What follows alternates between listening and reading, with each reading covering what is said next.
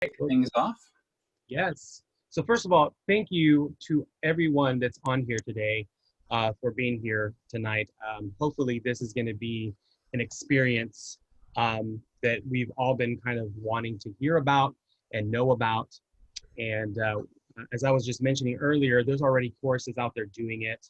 The Asheville, North Carolina chapter just is doing it as we speak. So it's kind of cool. And one of their members is here. But y'all know the whole muting yourself. If you don't mute yourself, that's fine. I will mute it for you because there's going to be a lot of information going on. So what we're going to ask is that if you have a question, we do have a Q&A at the very end of this. So either you can save it, you can put it in the chat, remember it. I will be monitoring as much as I can. And then we'll be able to do that at that time. So without any further ado, Rod's Harmony with our very Hunter and Rob France. Take it away, y'all. So I'm Christian Hunter, and I'm really excited that so many people have signed up. And very last minute notice, we put this out there. We've got well over 100 people that have expressed interest. So I'm sure you're all kind of feeling like we were, which is we were kind of tired of not being able to sing together. And when we came across this as a possible solution, we jumped on it. And what we're trying to do is get word out as quickly as we can. So we've been kind of rushing through this process, normally not what I like to do, but I really wanted to get information out to people because when we started talking about it, a lot of people were getting giddy and excited, tell me more, tell me more. So we've created the kind of a webinar series to get the word out about this. My background is I've been singing in the barbershop world for about 13 years or so. I'm with the Barbershop Harmony Society, part of the leadership and with leadership training with the society, locally with two groups, the Hunterdon Harmonizers and Men's Chorus in Hunterdon, New Jersey, which focuses on barbershop, Somerset Hills Harmony down the street in Bridgewater, both in kind of north central New Jersey. Central New Jersey is a real place, just for those that were wondering. And Somerset Hills and Hunterdon have combined to put this together, with Somerset Hills really being the innovators and drive behind the concept. But knowing that we needed some special expertise and talking to a friend about this, Mr. Rob France, says, I have such expertise. So Rob, why don't you tell him a little bit about your background? All right, thanks. Hi, everyone. So I'm Rob France, and I have known Christian for many years. I started in barbershop not long after he did, about 12 years or so. And I started singing with a chapter here, actually close to his homestead here in Bucks County, Pennsylvania. So through the years, I've gotten involved in other leadership things like Mid-Atlantic District and whatnot. I'm the chapter support leadership training guy. So I make videos and things, and I work with other chapters in the area. But I've been running sound for churches. Every church I've ever been in, I've been a sound guy since I've been like about 12, and that's a lot of years that I'm not going to talk about. So I've used all kinds of different equipment, and we've done all kinds of shows and all kinds of things. This is actually pretty novel. I was very excited when Christian and I talked about this. I thought, oh yeah, this could be fun. Well, let me see if I can help you with some pointers. So it's my privilege and honor to be involved. Cool. So we're hoping this is the first time we're doing this, so we definitely indulge your forgiveness for throwing this together quickly. We think it's about an hour's worth of material. It might be a little bit longer, a lot of exciting stuff to share with you. We may go over, we're going to have a Q&A at the end. So what I'd love for you to do is if you can wait with your questions, that's fine. That'd be great. If you have something you're like, I need to get this written down because I'm going to forget it, put it in the chat. Our wonderful moderator, Manny, is going to try to catalog those. He'll break in and let us know, hey, no, you need to talk about this. You have to talk about this, or we'll reserve that for later in the Q&A session. We are recording this. We will also make this presentation available, so don't try to write notes on your screen. That doesn't work real well, especially with permanent marker. So you don't have to worry about taking notes. We will print this out, have it available for you offline as well. For everybody that was on the registration through Eventbrite, we'll be sending that out as well. So given my personal background in the legal field, I did feel the need to share a couple things before we get into the sharing of the material. The presentation that we're putting here is a solution that we've come up with for Somerset Hills and Hunterdon. There are a lot of other groups that are doing something very, very similar. We don't intend to tell you what to do. We're just sharing kind of our story for your group. It's going to be the right solution for you if this is even a viable solution for you. But what we're trying to do is just create a community for the collection of these resources and communication. If it weren't for someone, Bryce Denny, who's here with us, starting that, we wouldn't be singing right now. So what we're hoping to do is having all of us now connect and share best practices, share the struggles, and work through it. We are not medical, scientific, or legal experts. We'll talk about things that kind of touch in those areas. We've considered the current medical and scientific guidance. We devised our solution that we think meets or exceeds the recommendations that have been put out there, but we can't offer you advice on singer safety. That's going to fall on chorus leaders to consider that and think about that. We'll recommend the chorus leaders read and consider the current guidance in this regard, and I have links to the materials that we looked to.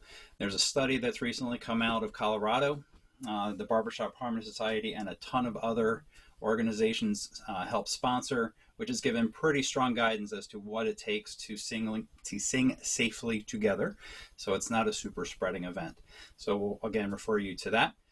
On the legal side of things, you have to consider the potential legal or insurance considerations of hosting any type of an event, singing event, whether it's during pandemic or not. But of course, during the pandemic, that's probably a little bit more important. It's going to be a heightened issue that we have there. So if you have concerns in this regard, check with your legal and insurance advisors on what you should or shouldn't do. What our groups have done is we've assessed all of these types of things, and we've come to a determination of we are comfortable with this approach.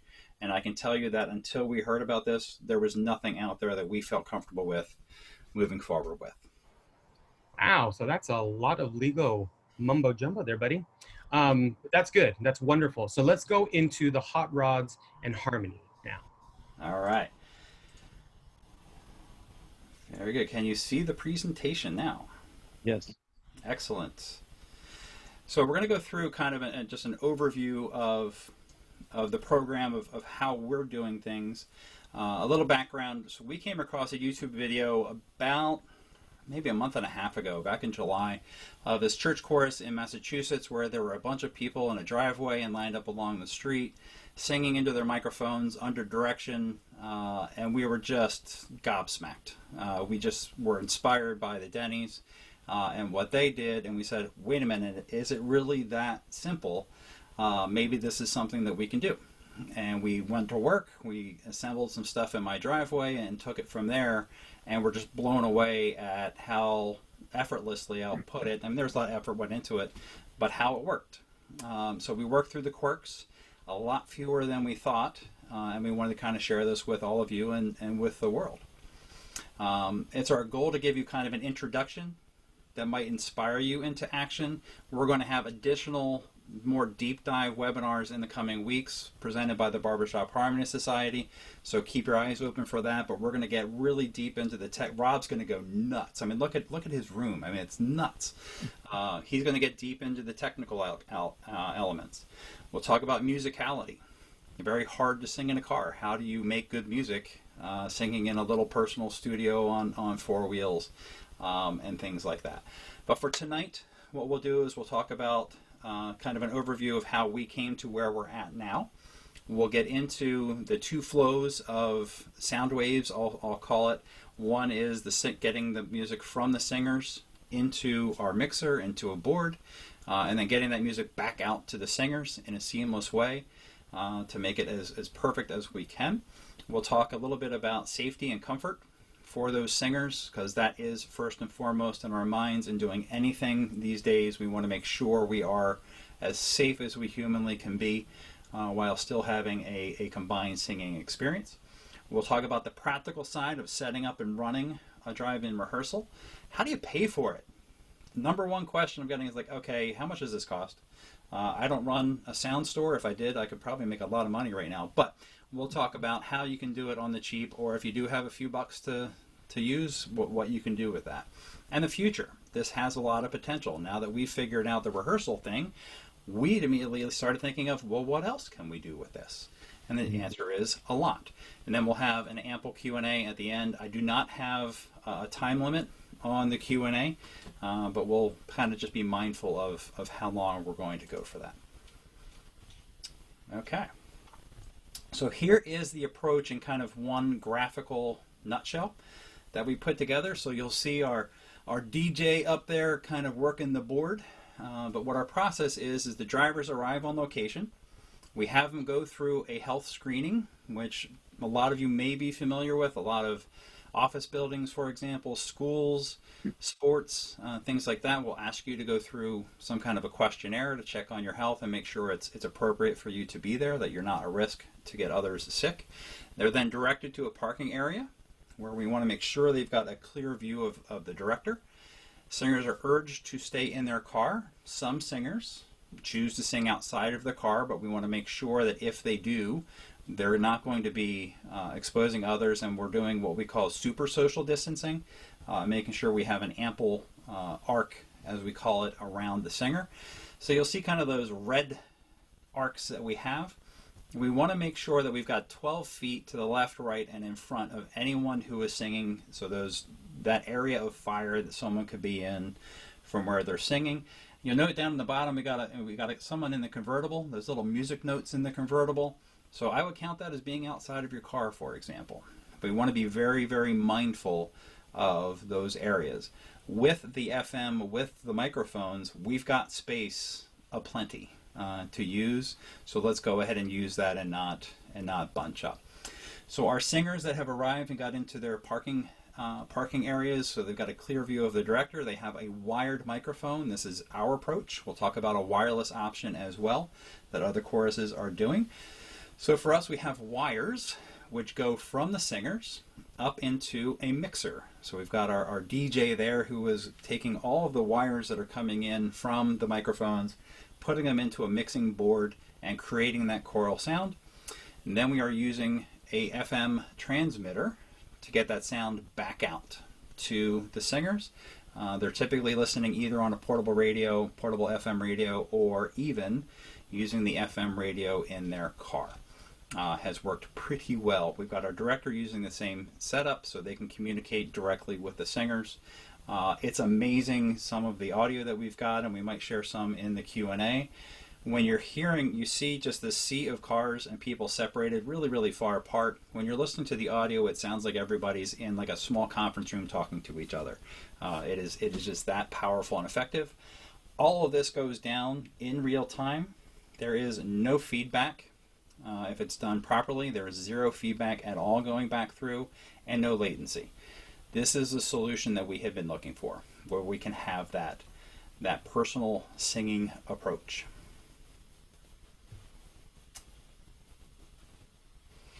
So Christian and Rob, can you explain why the drive-in rehearsals is better than maybe other options that are out there? Yeah, so we've been watching vigilantly. Pretty much social media has been great and terrible as of late, but in the singing groups on Facebook, there have been a lot of folks who have shown different ways that you can sing out and purporting that they're a certain level of safety with social distancing attached to it. Seems like every day I'm seeing something that's coming about, and it's starting to pick up steam, I think, as our frustration with no singing is going on. So the first one we came across is the outdoor rehearsal, and this is one that is recommended in the studies that we've heard about, going out into a park or something like that, having ample spacing, singers either with masks or sometimes even without masks if they have enough space, sometimes with microphones, sometimes without microphones, and they have social distancing. I've seen it in parks, parking garages, large gazebos, and the like. We had one quartet who tried it, a barbershop quartet, and the frustration that they had was while they could sing, they were essentially solo singing, that they couldn't really adequately hear each other to make sure they were creating this nice sound. They trusted that they were, but that kind of scared us. We wanted to make sure that we can hear as singers, especially as a chorus, and harmony singers especially want to be able to hear that sound and make that blend, which is so beautiful. That didn't seem to get there. The other thing was the issue of weather. If it was not a good weather day, probably was going to be a no-go on that one. We also consider, because if you look at the guidelines, they talk about how can you do it indoors. This was clearly not going to work for us. It was just way too difficult to create an environment indoors presently with masks and tons of precautions and air exchanges per hour, etc. We just think that just wasn't going to work. Rob, I know you and I have talked quite a bit about all the different types of online mechanisms as well. Right. Can you talk a little bit about those options? Sure, I'd be glad to, Christian. Thank you. So, right, technology, using technology to help this, right? Why can't we use the computer? I'm sure probably all of us have tried to sing or think maybe we could do this through Zoom. And we found out that unfortunately that's not so good. That has to do with latency, and we know that term as well. You kind of can't get over physics. I read the Jack Tripp solution summary actually, and they go into some pretty neat science as to why that is. If you haven't done it, I recommend you click on the link and read that. Kind of gives a nice explanation. Essentially, the latency and all of the solutions, Jamulus, Jamkazam, Jack Tripp, there are systems that try to direct path through the internet the audio packets. The internet's kind of a fun place because it's all actually based on collision. I'm not going to go into networking. I'm not a network specialist, but I'm telling you that the packets, even for this meeting, are all getting splayed all across the network and getting reassembled at your computer in order, right? So this is what happens is that because we're dealing with and fighting the network, and we're working with latency, you'll have limits, right? Jamulus does pretty good, but you need some pretty some hardware to make it happen, right? You'll need a microphone, an interface, and really get your computer system and the latency down, right? I'm not going to go into all of the other details. We'll just say that we looked at these as options. Some of them look like they're pretty good options, but they do have limits for how they scale. So like if you're doing up to 12 singers or performers, cool. Hey, that's great. You can use it. But a lot of these solutions do not scale to your 20, 30, 40, 50, or even 64, 80, member choruses. So my apology. We've got a lot of people that really want to get in on this. I'm trying to fire off the meeting invitations for that. Oh, okay. While you do that, I can continue. No, just kidding. Yeah, I mean, we found that There from a are some. practical perspective, it was just so hard for us to. I mean, it's hard enough for us to just get people into a microphone in a car, and our singers, most of them don't have the sophistication to set up for Jamulus, Jack Tripp, and we'll see if something comes out that's really simple. But for us, it's like we want to sing now. We're ready to go. Okay. Yes. So here's kind of the sequence that we went through. We heard about the choir up in Massachusetts, and we tried it out in the driveway with just a couple of us, just with a board I got off of Facebook for $50, a mixer for $50, a couple microphones that I got for free, and some cords. So we moved that into what we call the proof of concept. This is my front yard, lovely green grass of New Jersey. So you can see a couple pictures here of us getting together. We've actually got a couple families, so you'll see people who are gathered a little bit close to each other. And we've got a couple in their car there as well singing. So we've got 6 singers there. We said, let's give this a shot and see what happens. And we were just blown away. I mean, literally, we spent next to no money, only I think $60 on the FM transmitter to just get this first piece up and running.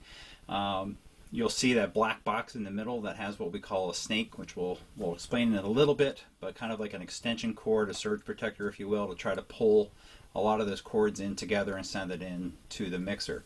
So we had tremendous success. We were so giddy, but we're like, wow, 6 singers, that's not enough. So 1 week later, same yard, now we've got 12. We've got a couple directors we had up there, and we tried to break this thing. We did fast songs, slow songs, little snippets, speed it up, slow it down, checking snaps, clapping, all of that, and it worked. it just absolutely worked. In this one, almost everybody stayed in the car for the duration. They were able to have a nice view of the director there. You'll see my little footnote. This was actually after the tropical storm was Isaiah. Our power was knocked out for a good week, and we were running off a generator. So we ran our drive-in rehearsal. We had a generator chugging along in the backyard, but even that didn't get in the way. We could still hear just fine.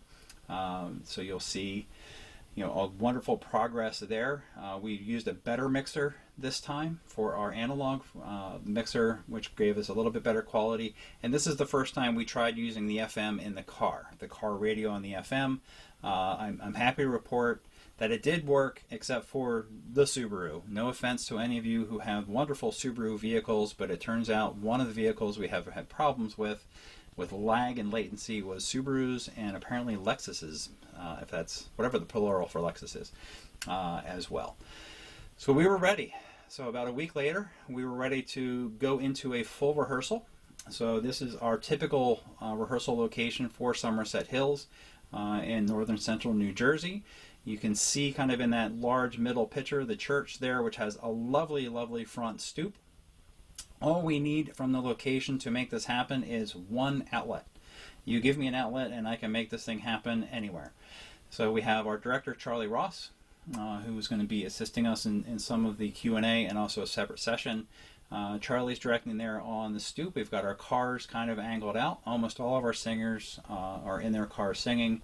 But at this point, we were up and running and making great music. We had 24 singers in the first rehearsal, and then we had a changeover where the second chorus, my Hunterdon Harmonizer chorus, came in with 13 singers after that. Both were just a smashing success.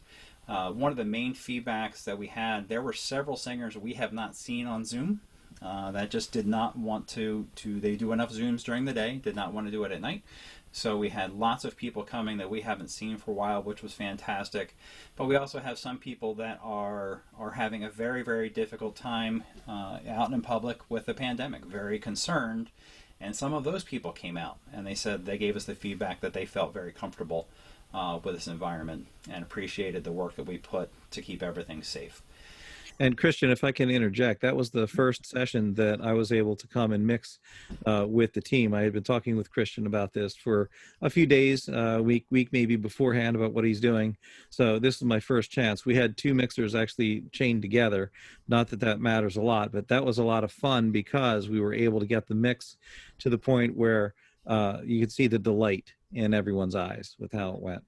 And what we've done with each one, like after that very first proof of concept and we knew that it worked, we were just working to improve, to add in and see what is possible, which gets us to kind of the next section. So this is another rehearsal, another week later, 15 singers, backyard, very hot, but this gives you just kind of a nice view of what it looks like. And there we have Rob undercover with his new baby. So that is a Behringer X32 digital mixer, which is just a wonderful board, probably mid-level board, if you will, but has given us tremendous capabilities with recording and programming things and making them even more efficient for us. So we're now moving from kind of the base model to some of the more advanced approaches. Part of the reason why we rushed this was one of the members of the Harmonizers, wonderful man Ed and his wife Millie, were going to be celebrating their 60th anniversary nearby. They are in a active adult community and they haven't gotten out much in 5 months, and the thought of them being alone for their 60th anniversary just killed us. So we rushed to get the Harmonizers mobilized, and then we went to go visit them. So the following weekend, on Thursday the 27th, we actually had our first drive-in performance. So after we had done these rehearsals, we got a couple songs together, we actually put on a half-an-hour performance. We had pretty much a fire lane to work with, which you can see is kind of narrow and difficult to pull off, but we did it. We've got my son Marcus there working the board. He is 15 and has now got a new hobby, which is sound engineering and mixing. He had never put his hands on a board before. So just to give you an idea of, can we pull this off? I think you can. So we have novices who are picking up and learning how to do it. So you can see in that middle picture, we've got Don Reckenbiel directing the chorus of 16 singers for Ed and Millie. So just a fantastic event for us to get out and do. So the possibilities are endless. So just real quick from the chats, a lot of Yes. these questions, the reason why I'm not interrupting is because they are going to be answered. They're just later down on the presentation, but keep them coming because I'll probably interject some of them when they're at that point. So, by the way, this is some fancy stuff here, Christian. So what in the world am I looking at? What is this? It took me hours with the crayons to get that right now. So if you remember, I talked about kind of the two paths of the sound. So this is the first one. So this is what I call step one, getting the sound from the singers, getting it into the mix, if you will. So you see we've got our cars, as you saw in the pictures earlier. We've got them in a nice little horseshoe. Each person has a microphone in their car. They each have a cord. They each have their own 25-foot XLR cable that they have personally, that we have provided. So when they pull in, they just hang the little end out. We grab that. We put that into the snake. So you'll see that picture of that little box with some connections there. So that's called a snake. So what we do is we take the cord from the car, we put it into the snake in a specifically numbered channel, and we run that snake, which kind of pulls all those cords together, all the way up to our mixer. And you can see Rob was talking about the chaining of the mixers. You see that on the bottom left. We have two there. We have a Mackie and a Tascam that we've pieced together to give us the capability to get the number of singers that we need to into the mix. And then lastly, we have the director also feeding into the mixer. So when our directors are giving comments, it's able to go into the mix just like a singing voice that we have there. We're going to go through each one of these in a little bit more detail. But you can kind of just see visually the depiction of that flow of the music going from the singers into that mix generally. Real quick, maybe this is a Rob question. Someone just asked a while ago in the chat if they could use a smartphone with the FM app. So I'm assuming. I mean, what is your recommendation on that, Rob? Got it. Let's actually talk about RF for a little bit, and you can go to the next slide. Would be fine. That's coming up for me anyway. The thing about cell phone technology, to address that question really quickly in context, is that's actually audio passing through the network and through cell towers and whatnot, and it's not actually true FM. So you would have to try that out and see if it works, but it might not be the best solution for what you're trying. We'll talk about the FM transmitter and why that works and the power. We'll get to that on another slide. Okay. A good question, though. Yeah. So okay. So now that we're talking about step one and getting a microphone into the singer's hand, so you can go with what I can consider old school wired mics or the cool new wireless ones, right? So what is the difference of which one's better on that? And really quick, Rob, before you go there, the great thing with FM is it is a lag free. It's got some lag, but not perceptible.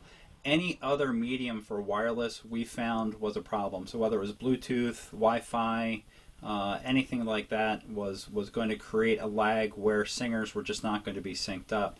What's great is with wireless microphones, you don't have that. So Rob, can you talk a little bit about the different options between a wireless mic and a wired mic? Right. So there are benefits to using both, which we can see here. So I'm going to cover wireless and then wired. So with wireless, it's weatherproof. There's no cables. There's no connectors or a snake. It's comfortable for the singer to hold.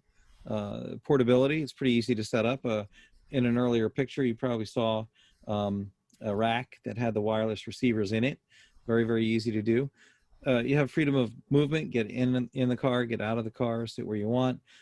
And of course, actually with both of these solutions, it's a benefit for both post-pandemic use.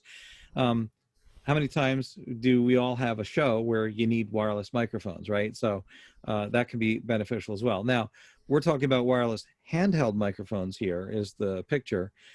Headset mics would be a little bit more to set up and a little bit more to work just from years of working with sound, right? On the other side, wired benefits.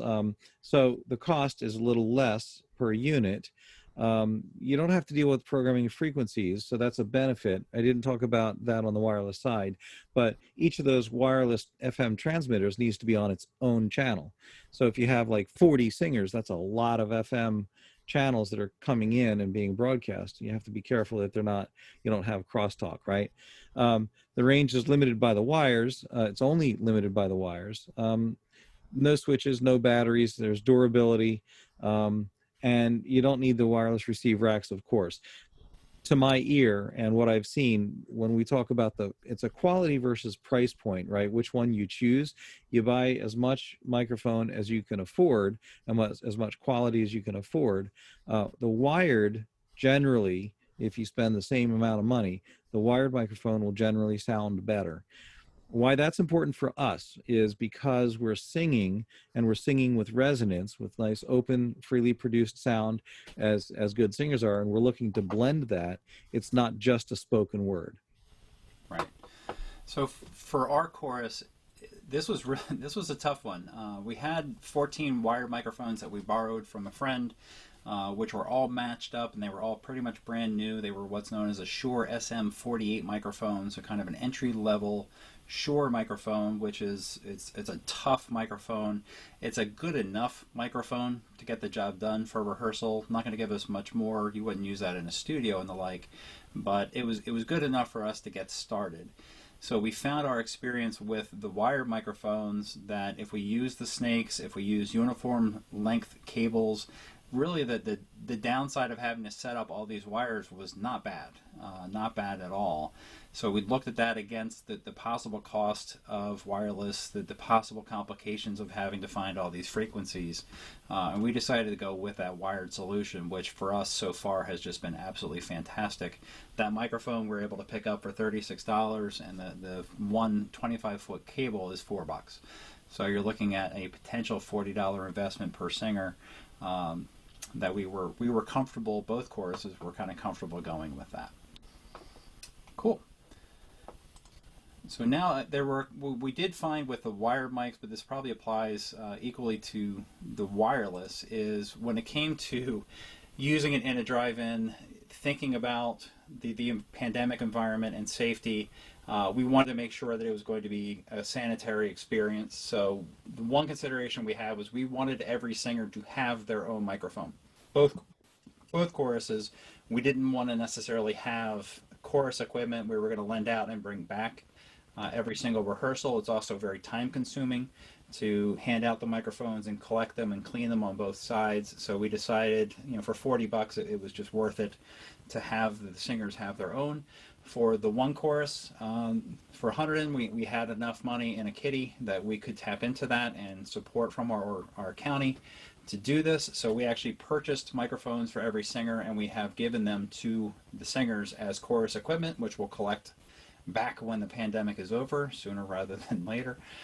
For Somerset Hills, which is a relatively new chorus, and our year of fundraising not happening this year, what we're looking to do is either have singers provide their own mic of a similar quality, or we have purchased a bunch of these microphones, which they would purchase, basically just give us the money for them. But that would give each singer their own microphone, and that just helps us on the sanitary environment and sterilization. If you decided in the first couple of rehearsals, like I mentioned, we lent them out. We sterilized them with alcohol, wipes, and spray. Before we handed them out, you'll see in the pictures there, they each have a foam windscreen. Found those very cheap off of Amazon. And they also have a cover. There's a cloth cover you can get. Those were also pretty relatively cheap as well. So we had 2 layers of additional protection going on top of the microphone as we handed them out. The covers would be thrown away. The cloth covers would be thrown away. The foam would be cleaned with alcohol, and then we cleaned the microphone with a wipe down when we took it back. So we're just being very mindful of the very little contact that we have with the singers in the cars would be in a sterile environment. The last piece that we struggled with the first couple rehearsals was mic mounting. We found the mic technique, because most of us are just amateurs, we don't know how to rock the mic like you would see on American Idol. So you can see, so I'm going to ask Rob, so we've got 3 pictures there. We've got One singer in the car with her microphone mounted, it looks like either through the sunroof or something like that. We've got another singer who has a really cool tripod mounted on her steering wheel with the microphone right in her face. And the last one, we have an outdoor singer who has a microphone on a stand. Of these three, which one would you not approve of? So that would be door number one, because the way that you have to use the microphone is you have to sing what's called on axis. So that would be actually singer number two. That's about probably perfect. And she did not, just for a disclaimer, she did not offer you any compensation to say that, right? Not that I'm aware of. Yeah, so this was one of the struggles we had early on was singers. So that the first microphone, that's actually going to be picking up. If she's holding that radio right there, that's going to be picking up the chorus sound as much as it might be picking up her voice itself. So Right. one of the things we're working through is mic technique and mounting, preferably a hands-free mount in there. Down the road, we'll be sharing some resources of here's the things that we've purchased to make that happen, because those are actually camera tripods that you have to modify to get to receive a mic. So now we're going to get into a little bit of, here's how we go from the car in. So now that we have a mic in hand, what do we do? So we have to take the sound from the individuals in the cars and somehow blend them together.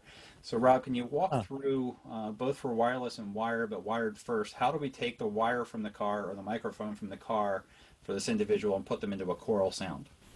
Got it. So, right, the snake that you see and the coil of wires, the diagram that you see. So it's just a matter of using however many snakes you need to. If you imagine a large chorus that's spread, maybe it's 2 rows deep or 3 rows deep, you'll need to land a snake head, the stage box near those singers, and then you use mic cables into that, and then that comes back to the mixer.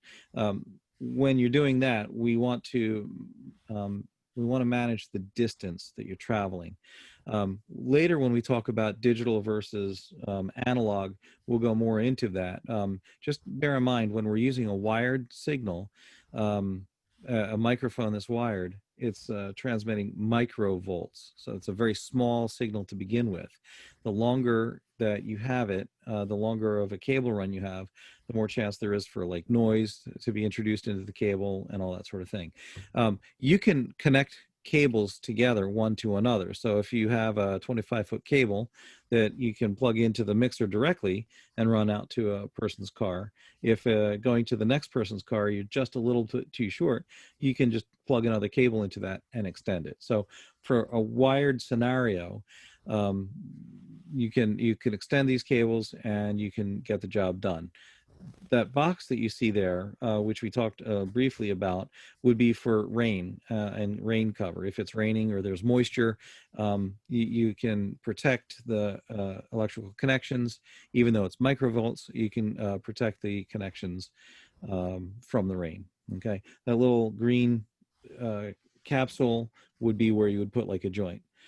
So that just covers the wired, getting the signal there from the wire. You want to keep the path as short as you can, but use a snake to do the job. Wireless makes that a little bit easier because you have the rack. This is the rack goes. It looks like there's the wireless receivers on the bottom. Looks like there's 20 channels there. And then on the right, off to the right there. And then there's a mixer on top of that, right? So that makes it pretty easy. So you don't have to worry about the moisture and all that. You have the freedom. The cabling is all done from the wireless receivers into the mixer. So this particular mixer, actually, this looks like, Bryce, this looks like your rig. Mm-hmm. And I think, if I'm looking at that right, and I think you probably used only 4 of your channels on your mixer. And I think that you had to probably balance each of those 4 outputs. So you have to learn how to use your equipment, what you have with your wireless. Right. Yep, we're using a shortcut there with the quad receivers. Each of them listens to 4 microphones, and you can either take 4 XLRs going to 4 channels of a mixer, or you can take a great big shortcut, which is not always a plus, and take the mixed output from that receiver and use just one channel of a mixer. That gives Right. you less control, but it gives you a mixer that's like, this size Got instead it. of this, across, instead of a So lot bigger. in a similar way, thank you, Bryce, for jumping in there. In a similar way, when we're using a mixer and we're using wired mics, you want to have everyone in their own channel. And I think I saw that question just come across as well. And the reason for that is because every person's voice is different. And if you're going to use equalization to help those voices blend, which I strongly recommend, and you're going to control the volume, somebody's voice is weaker and somebody's voice is stronger, you need to have individualistic control. Now, I mean, if you had like Simon and Garfunkel here, right, or if you had any of the great trios or quartets, and they can share a microphone, but then again, or a mic channel, right, then you can do that. But odds are you're not going to have that in a chorus like what we're working with. And the other aspect of that, we'll talk about when we talk about mixers in a second, is one of the goals we have for both of my choruses is we are recording these, and we're actually multi-channel recording, which means each singer is recorded separately, but all at the same time and together. So if two people were to be sharing a microphone, that would really make it more difficult for us, and we're doing that for the purpose of virtual choirs and things like that. So that really helps. Bryce, I'm so glad you jumped in. Bryce is, for those who have heard me say, the group up in Massachusetts, it's Bryce and his wife, Catherine, who have brought this to bear and got the word out. It's just amazing to see what they're doing. They're working more on the wireless solution. We're working more on the wired side. But you see that kind of contraption that he put together of just cobbling together some wooden screws and creating his own little portable rig there for all of his stuff, and he's actually gone on and created antenna arrays and things like that. One of the links I include at the end of the presentation is to a website he maintains, which has just a tremendous amount of information on the equipment that they use, what they've tried, why they chose what they did. So just a resource you absolutely should be checking out that they've got there. That rig that he's got built, he can throw right in the back of a small SUV, and he is incredibly portable with that. So Rob, let's talk mixers. This is probably the biggest investment or the biggest source, the biggest piece of equipment that a group's going to need to get a hold of. Yeah, well, that's right. And your choice, it's actually a pretty complex choice. First of all, it's what you can afford, right? So, and it's how many singers you need to accommodate. So if you have 16 singers, using something like the Mackie 1604 is a great option. Or being able to daisy chain mixers together, that's cool. If we're doing something like we're having two choruses in a day, you use the same equipment, or you're doing equipment sharing, or if you're using larger numbers of singers, if you're doing this regularly, having a digital console can be helpful for a couple of reasons, because of the tools that you have built into it, the equalizer section, being able to store the settings and to recall them like from week to week, that can be very helpful. Or being able to change from one chorus to another. You just pick another profile that you've got dialed in and recall that, and the settings are all there. The Mackie 1604, when we talk about recording, that was an extended benefit. You can only record like the stereo output is what you would record from the 1604. That particular board has like 8 direct outputs, but you really can't do multi-track recording too well with that. However, with the digital board that you see there, the X32, we can record all 32 of those channels on multi-track. So we'll have technical sessions to get into all of that later, but you have to weigh. There's pros and cons, benefits to each. And you basically have to approach it from the standpoint of how many channels do I need, and to support, how many singers do I need to support, and how much money do I have. And we'll also discuss in those sessions, how do you get these? Like, where do you find them? How can you get them cheap? A lot of our courses aren't sitting on some treasure trove of cash. So how do we find them? So I was able to, if you just go into Facebook Marketplace and I just put mixer and channel, because that way I wasn't getting the Rubbermaids or the KitchenAid mixers. I was getting sound mixers. And it was amazing how many were out there. And Rob can, I'm sure, attest in his experience with churches. Churches tend to have a couple of these laying around, old ones collecting dust, or they've upgraded their sound systems, or they're unloading them. So it's kind of surprising how simply you can find this stuff out there. But I also point out the more ambitious the goals, the more sophisticated the mixer will need to be. That was our experience. So we started the Mackie that you're seeing there. I have a 1604. We also have a smaller one, which is a 12. That's limited on how many of those inputs can come, how many channels, how many singers can I get into the mix. And we were getting kind of limited. With that more sophisticated mixer, I can do 32, which is going to take care of most of our rehearsals. We're hoping Yep. we're going to need more capacity. But for right now, we can handle groups of 32 plus with just that one board. Just before we, Christian, just before we get off of this slide, I do want to also pay a cent to the fact that, like, I've been running sound for a long time, like I said in the intro, and you know, I'm comfortable running analog or digital consoles. But for those of you who maybe aren't comfortable yet with running sound and whatnot, mixing on an analog console is easier than working with the 32. This is not meant to be a lesson on the X32.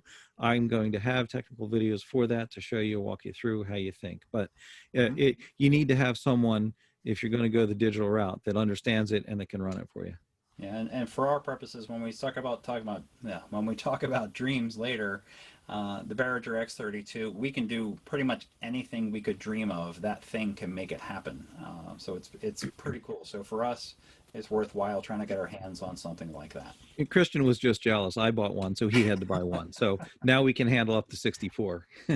Technically, Tracy bought one. Oh, okay. Just for the record, gotta give her credit. Can you give us just a ballpark figure on the price of both? Yep. So the Behringer X32, I can tell you. So Rob and I both found them on eBay. He got his refurbished. So if you look at it, it looks like it came right off the store shelf. Did not it came in kind of a beat up box, but in perfect working condition for about $1,300. I got mine used, not from the actual manufacturer, refurbished, but gently used. I got for a little bit less than that, $1,250. Mine I did not pay shipping. Rob paid shipping, and then also bought a case for it on Amazon. So let me, yes, exactly. And just to extend, so the list price of the Behringer X32 is about $2,500. The list price for the 1604 was about $1,000 when they're brand new. You can find in the used market, I think that's probably a picture of yours or close to yours, Christian. Yep. You bought that, I think, on Facebook for $100, right? So $50. I got my mixer for about half off. So the problem I had with the Mackie is it was definitely war beaten. I mean, it had been through a lot. That's why I got it for $50. But also I played the poor card and it got me half off, which was nice. But it's actually disassembled at Rob's house right now, getting cleaned up and put back together because 3 of the channels didn't work. Other ones had a little bit of gunk in there, so when I would move a slider or a dial, it would give me a little bit of trouble. So for me, it's like if I've only got a limited time to get this thing up and running, I just didn't want to worry about it. We have the economic resources to do it, so we got the better console as a result.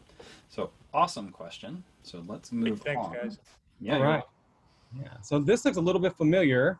I feel like we already saw this, but I see some differences here. So Christian, tell me what I'm looking at right here, right now. Yep, so we're building on that first pathway. So the first one, getting the sound from the singers, getting it combined together and getting it to that mixer.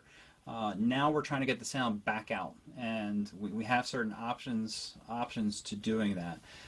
So Rob, can you talk a little bit about what we did with the FM? Right, there you go. Okay, got it. What we did with the FM. So the channels come in. We've talked about that. We got the signal in, and then we used the mixer. And there was a question here about this to blend the voices to match them. So I mentioned earlier, some voices are stronger, some are not as strong, and so you want to even those out, right? And for barbershop, we had bass, baritone, lead, and tenor. So actually, I was able to group those all together. So I had like a sectional. I had my own sectional, right? So I could bring the lead up and then the bass up and blend that, so it sounded like a chorus. So there was a couple of steps there.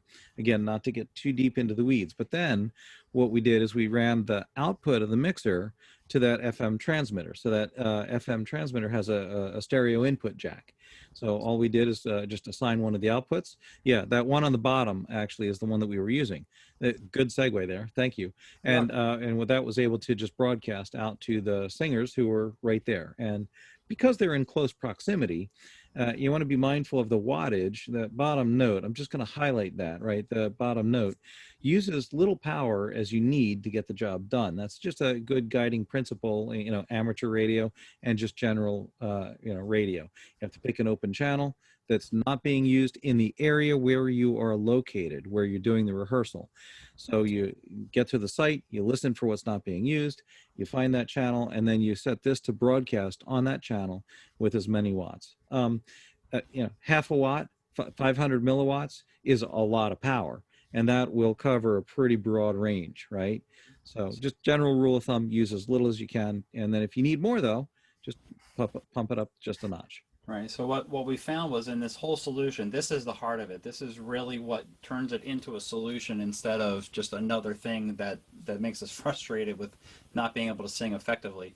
Because we're using FM, the latency was just not you could not discern it. It just wasn't there. So there are a couple different options we had to make our own private radio station in the parking lot. The first, and this is one that Bryce has used, there's a Skosh which you can get for like $8 from Walmart. It works. It absolutely works. It's got some limitations in how it works. We chose for our first run, we used a wireless, you'll see in the top left there, almost like the kinds you would see with a docent, a tour guide at a museum, walking a group around. That worked really, really well, but the problem was it was a rechargeable and it was not really, really good construction, so we were concerned we'd be in the middle of a rehearsal and the thing would die out. You can't replace the battery, so we went with a more expensive option. So the middle one was $60. The last one, which is what I call a base unit, that thing is phenomenal. The range on that is much more than we need, as we discovered as one of our singers was driving away several miles away, said, "Oh, this was great. I was listening to you guys all the way down the road." Yeah, no, we don't want that. That's a little much. What we like about it is it definitely has more capability than we need. We'll talk about the possibility for this method, such as, I don't know, singing for the holidays over an entire town. You could possibly do that with this. But lastly, we chose that unit. It was about $120 on Amazon. And what I liked about it was it does state that it is FCC compliant with Part 15 use if you use the low power option. So for us, that gave us a little bit of comfort. So Christian, though, actually on that point, you just sort of touched on it. Can you go back a slide to where we were showing the picture of this young fella coming up and doing the mix there? That performance, that was an actual performance, and I thought it was novel how everyone that was in that facility could tune their radio in and hear the performance. Yep. I thought that was novel.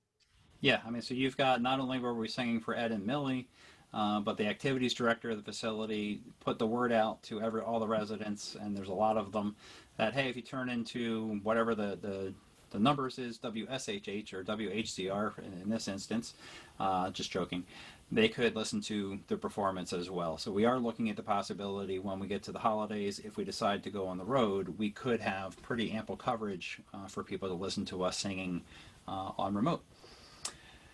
So lastly, on the FM side, what we found was there's also options that you have for how is the singer going to now hear the choral sound that they're singing into at the same time. On the left-hand side, this is the option that we have found has had great production in our singers. It's comfortable. It just means another piece of equipment that singer would have to provide. So you have two kind of choices, a portable FM radio, or you can use the car radio. We figured that out. If you're using good mic technique, you're holding that microphone right up against your mouth and singing, you're not going to have the sound of the radio bleeding back into the mix itself. However, in doing that, we also found we had some car casualties by the end of our rehearsal because car batteries died. AAA was very happy the business that they had after our first rehearsal. So we weren't really happy about that, but it's a more immersive sound. The singer balance seemed to be better. We don't have to worry about Subarus and Lexus, but also the sound's limited to the listener. So as you're walking by, you don't hear anything. What's amazing about our rehearsal, You walk through the parking lot, you have no idea what all those people are doing, and that person standing at a microphone swatting flies, what they're doing there. The radios you're seeing on the left, the little headset, which is an FM headset, almost like we used to wear when we would mow the lawn, that's about $15 or less on Amazon. The little radio, the little handheld on the bottom left is the one I like to use. It's called a Prunus. And that's $15 on Amazon. But if you look around your house, any FM radio that's got a headphone output and any FM or any headset, any headphones that you want are great. We would not be using Bluetooth. We would not be using our iPhone or any phone to pick up the FM signal. We want to get it right from an FM device itself. Okay, and there's a couple odds and ends. Our world is a cappella.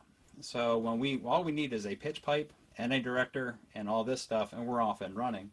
But knowing that a lot of the folks that we've been in contact with are with accompanied groups or even with bands, church groups, and the like. So you do have the possibility. Rob, can you talk a little bit, because this is a little bit more of your world, what are the possibilities of kind of more advanced groups than a cappella?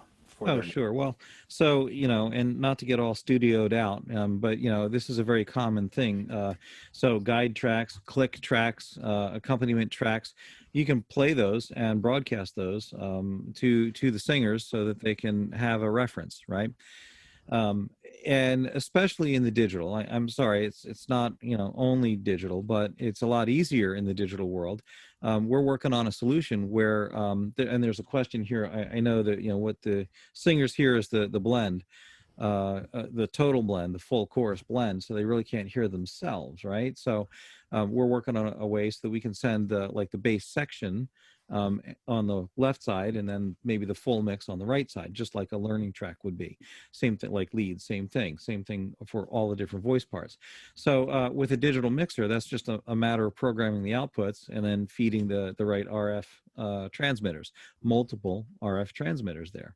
So you've got options depending on basically where you want to take it. Again, I think that's a good topic for a breakout session, to get real technical and geeked out about it. Yeah, and one of the things we're going to build in at the next rehearsal is we're going to have video along with the audio. So we have some people who can't participate or have chosen not to participate, which is fine. We are going to either live stream or record it, where the audio is going to be synced up with video at the same time, and we'll be able to use that as well. So with the board that we have, these kinds of things are a possibility. So I love how all this is going. I think this is amazing, and even though I know about it, I just get so excited. I was like, but we have to talk about the safety about this. In all seriousness, the super spreading of coronavirus is real, and it risks for people that sing in singing ensembles. So what are the steps you are taking to prevent the super spreading event?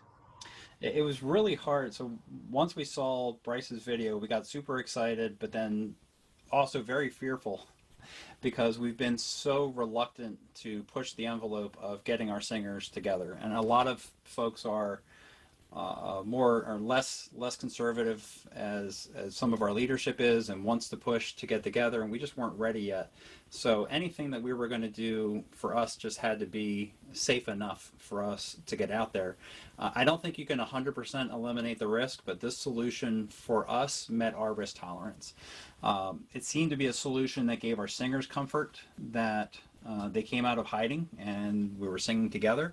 Some are very cautious. A few barely, they'll just roll down their window a little bit. They'll hand the pigtail, the wire out, and we'll plug them in.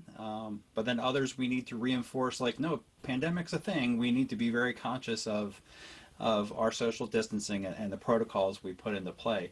So I'm going to just share a little bit of information. This is these are links, and again, we're going to send this presentation out so you can actually look at these links.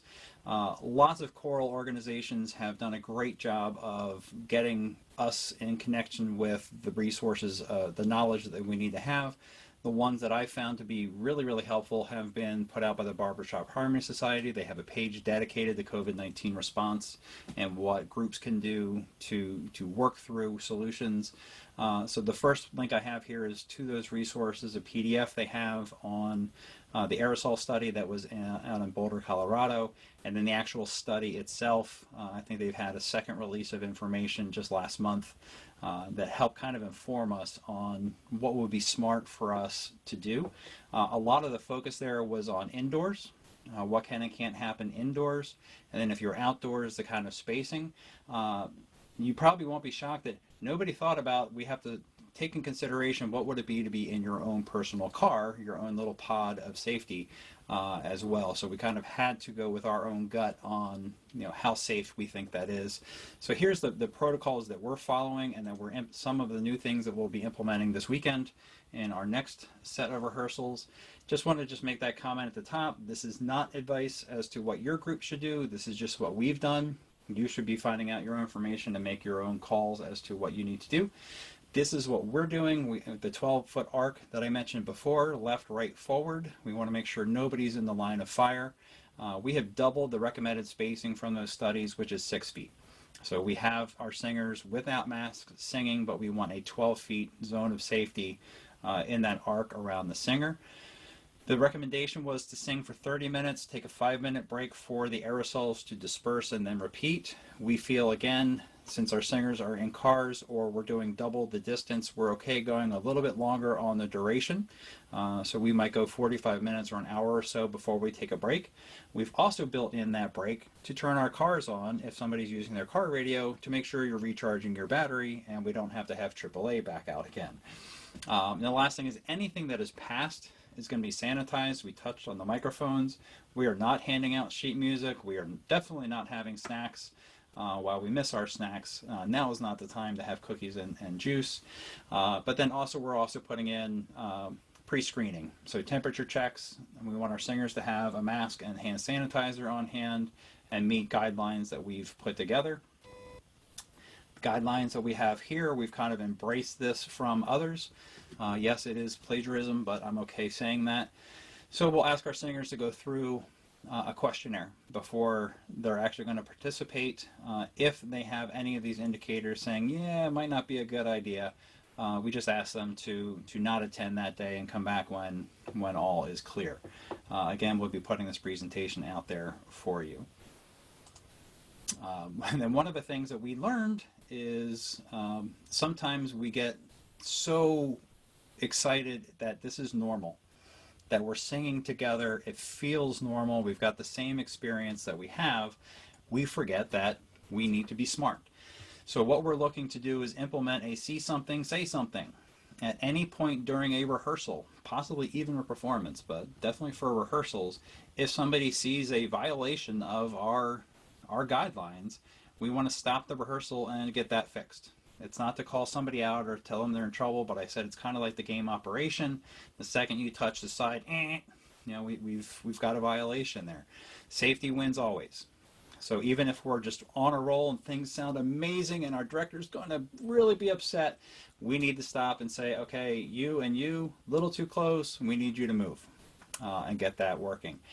Cars running. So we did have a couple of very, very hot days. We are leaving the decision on the individuals of what their comfort levels are, what they need to do to protect themselves from the sun and the heat. We are not going to make the decisions necessarily for them, but we do want them to know that, number one, we don't want their exhaust going near anybody who might be singing, and also to be mindful of idling laws. In New Jersey, you should not be idling for more than 3 minutes, and we need to be mindful of the people being in compliance with those types of laws. And then the other thing that we learned is weather matters. Myself, the day was supposed to be cloudy, turned out to not be cloudy. I came home and put on lots of aloe because I had quite the sunburn. So we've had people with sun umbrellas and things like that they're bringing out. So just being mindful that this is an outdoor event, we're exposed to the elements. So those are just some of the things we learned as we went along. So that sounds wonderful. And so I would like to know, what is your rehearsal, like a day like in your rehearsal? Cool. Okay, well first, before we get started, We want to make sure we know who the singers are that are coming, because we're going to remind them of the guidelines. We're going to be doing some screening day of. Our friend Rob and Marcus, who are setting up the boards for us, are going to have them actually preset, which makes things faster for when people arrive. So we want to know, we get our attendance kind of nailed down ahead of time. We get a nice note out to everybody to say, here's the plan for the rehearsal. We're kind of looking at these like days of a band going into a studio. You're paying good money for that time. You don't want to waste it. So I want to make sure our performers know what's expected of them, what songs we're going to go over during the day. The first thing is we've been doing this now for a bit. So we like the challenge of a pit crew to see how quickly can we get this thing set up. So I put down a half an hour. Rob, how do you think about half an hour for the tech setup? You got to be kidding me. No, well, let me clarify. So if you've got everything all programmed and you've got a crew, develop volunteers that know how to run cables and all that sort of stuff, you've done it before, great. You can get set up in very short order. When you're figuring this out for the first time, you want to probably triple that amount of time. You want to get stuff laid out. You want to have time. You want to figure it out. The other thing too, Christian, that that we had to deal with that used 1604 that you have, is when you're buying a piece of used gear, and then you've not had a chance to bench test it like I hadn't. You might be overcoming equipment failures as well, or learning the board. So you give yourself more time. 30 minutes, not enough. Yeah, as a tech team, we play a little bit during the week, so when it comes to game day, we're not going to show up and find out that our stuff doesn't work right. Would not be good. So right now we're down to about a half an hour, 45 minutes for setup to do it at a comfortable pace. The singers arrive in the next half an hour block. We'd like for them not all to show up at the same time if possible, because that could be really difficult. But as they're arriving, we go through a screening. They'll go to their parking spot. We go into a mic test with Rob on the board, or Marcus. Then we go into a live rehearsal, 2 hours. We did about an hour and a half, and every single time we did, both the singers and the director were like, oh man, like the movie's over already. They wanted to keep going. So we're going to 2 hours. We'll see how that works out. We may even go longer than that. We'll see. My friends are probably like, wait a minute, what? Yes, we'll see what happens with that. And then when it's done, we break down. Breakdown's not too bad. We want to just make sure we do it right and pack things away right, so that way next time it's quick and easy for the setup for the next rehearsal. So that's what a typical day would look like for us.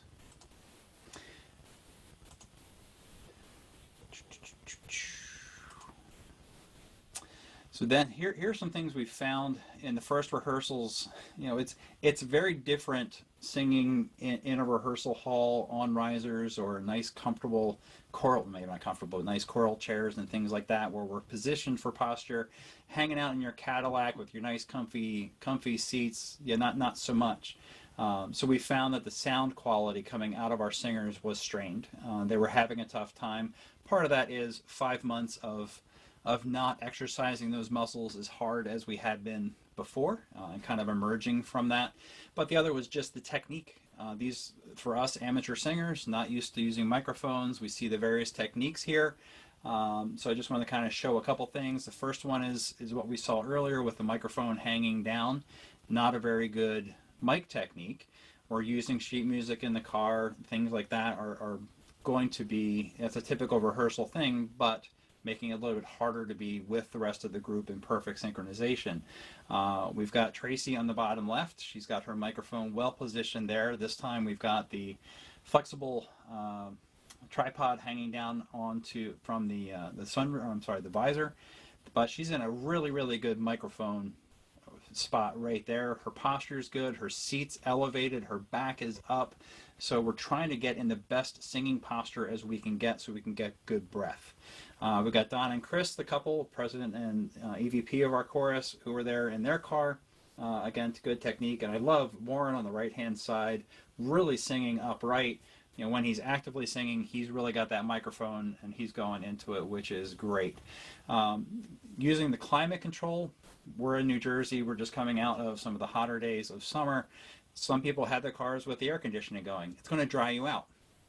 So if you have it going, make sure you're on recirculate so you're not bringing in any fumes, but also make sure you have water to drink. We got to keep you hydrated. And then lastly, we found our singers, when they had both microphones on, they were over singing because they couldn't hear themselves necessarily going into the sound.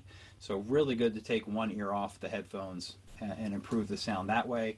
And again, we found that people using a portable FM solution was a much better sound coming out of them necessarily than the car, but the car would work okay if you had to.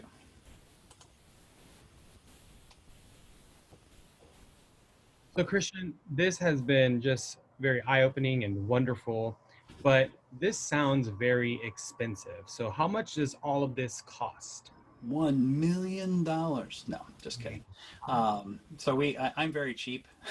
You might not know that because of the board that we bought, but as we started this thing out, we, as a beg, borrow, or steal of a deal, trying to find the equipment. We're piecing things together. We borrowed things, but we looked at what we had within the chorus first to see what's possible. We wanted to preserve as much capital as we can in our chorus reserves, but if possible, making this investment, looking at the real cost. So when we talk about the mixers, some of them have a really good resale. If you buy it used and sell it used, your cost is really going to be the depreciation, assuming you can sell it. So we've looked at that as a possibility. So with the microphones that we bought, the resale on a Shure SM48 is probably around $20 to $25. So if we spend $40, our real cost is going to be about $15, not the full $40 that we have there. So these are just some of the things that we've done. We looked at the chorus financial reserves to see what can we afford to go out. If we want to buy things, do we have the money available for that? Knowing that we have very limited income coming in this year. Looking at the members for donations or dues, pay to play. So not requiring them necessarily to pay, but if they're willing to, and a lot of people are because they've missed singing so much for the last 5 or 6 months, they're willing to put up a little bit of money to come in and play, so you might be able to source some of your money that way. Donations, I did a Facebook equipment drive, which I'll show you briefly in a second. I call it Facebook Marketplace trolling. I would go on to Marketplace, and if I found something that I liked, I would contact the seller and I would ask them to donate it. And no matter how much it was, because they can get a write-off because we're a 501c3 and get that tax deduction for it, or at least give it to me for a discount. So I was able to get some very, very good equipment for very cheap as a result of that. In addition, I also found a lot of these people had other stuff that they hadn't posted on Facebook Marketplace yet. So somebody I was asking about a mixer, they asked me, do you need anything else? And they mentioned they had a 16-channel snake. Well, yes, we would like to talk to you about that. Schools. One of the things that you need is you might need someone to help you. A lot of schools right now will not have musicals or plays or concerts and things like that going on, but they do have someone that's a tech director, someone that runs all those things. If you don't have a Rob France, they might, or a local playhouse, a local theater, might have someone that can help you, but they also might have equipment they would lend you. So our local school, we have a great relationship, actually lent some equipment to us as well. Grants, we found our local county for the Hunterdon Harmonizers is offering a supplemental grant opportunity. We will be asking them to help fund some of this equipment that we've put together. So we just have to put together the request for that.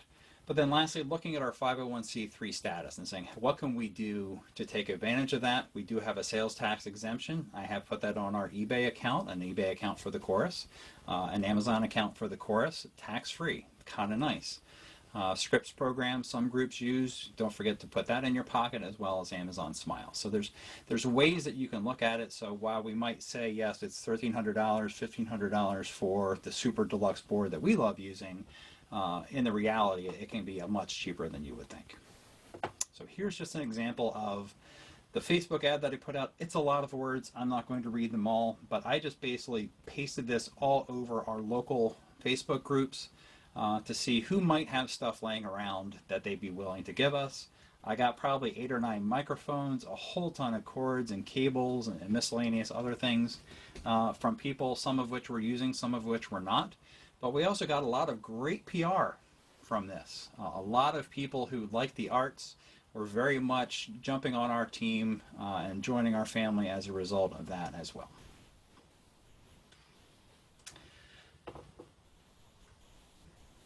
Okay, so I've been sitting here thinking there is a lot of potential for this approach. So what are you thinking of doing now that you have rehearsal figured out? So one of the things we've already done is we were just kicking off campaigns to start virtual choirs for the Hunterdon Harmonizers. We took that multi-channel recording off of the rehearsal without even intending it, and we've turned that into a virtual choir. We were able to actually, it was such a good enough recording for us that we're able to use that. Our audio engineer is working with that, and we're now going to turn that into a recording, which we really didn't think we'd be doing this quickly. But now it's so much easier to do it in a rehearsal setting as opposed to each person doing exactly what we're doing, which is standing in your family room, your dining room, your office, and recording on your own. So much easier to do that. We've got the possibility to live stream either rehearsals or concerts. We're looking at a possible drive-through concert where we could set up Christmas lights on our cars and people could drive through, tune into the radio station, and have an a cappella drive-through Christmas spectacular. Who knows? Mobile concerts. We're going to be doing a recruiting drive. There are a lot of people out there that aren't singing right now. Hey, you want to come and sing? We're just going to let you come and sing. Whether they stay on later, we don't know, but we just want them to come out and sing. Set it up and rent it out. One thing that may help you is if you have figured out the solution, but other groups in your area don't have the resources, but they might be able to afford to rent it, you could set up and then they could have a rehearsal right after yours. So here's just kind of a quick list of things that we didn't think of. We thought of everything, but we didn't. But a couple things, the singers had to get adjusted. We needed time. We were so excited. We were like a kid at the door of Disney, and they dropped the rope and we just ran because we were just having so much fun, which was great. But now we're going into rehearsal mode. Now we're going back to what we were doing before the pandemic. We want to learn, and we want to push our art farther than we have before. So we're going to need to take a minute to just remember some things about posture and singing and breath and things like that. So we're going to start our rehearsals with kind of a checklist of those kinds of things. Have a realistic expectation of how much you can cover and how much your singers can absorb. That's true of just about any rehearsal. We were a little bit too aggressive with what we were looking to do. Making a virtual choir much easier with this. Don't forget safety. Safety is just huge. Weather was a big factor for us. We had one rain out, which we didn't plan for, sunburn, which we didn't plan for. So make sure you have sunscreen, things like bug repellent. It's an outdoor event. You might have pesky pests flying around. Car batteries are not immortal. We have a few casualties there. We're looking for a safety sentinel to make sure that our social distancing is being honored. But lastly, from that very first go, this is absolutely doable. We thought when we saw the video at first, we're like, yeah, it looks like we might be able to do this, but we thought it was going to be really hard. We were up and running quick with just the basic information that we had there.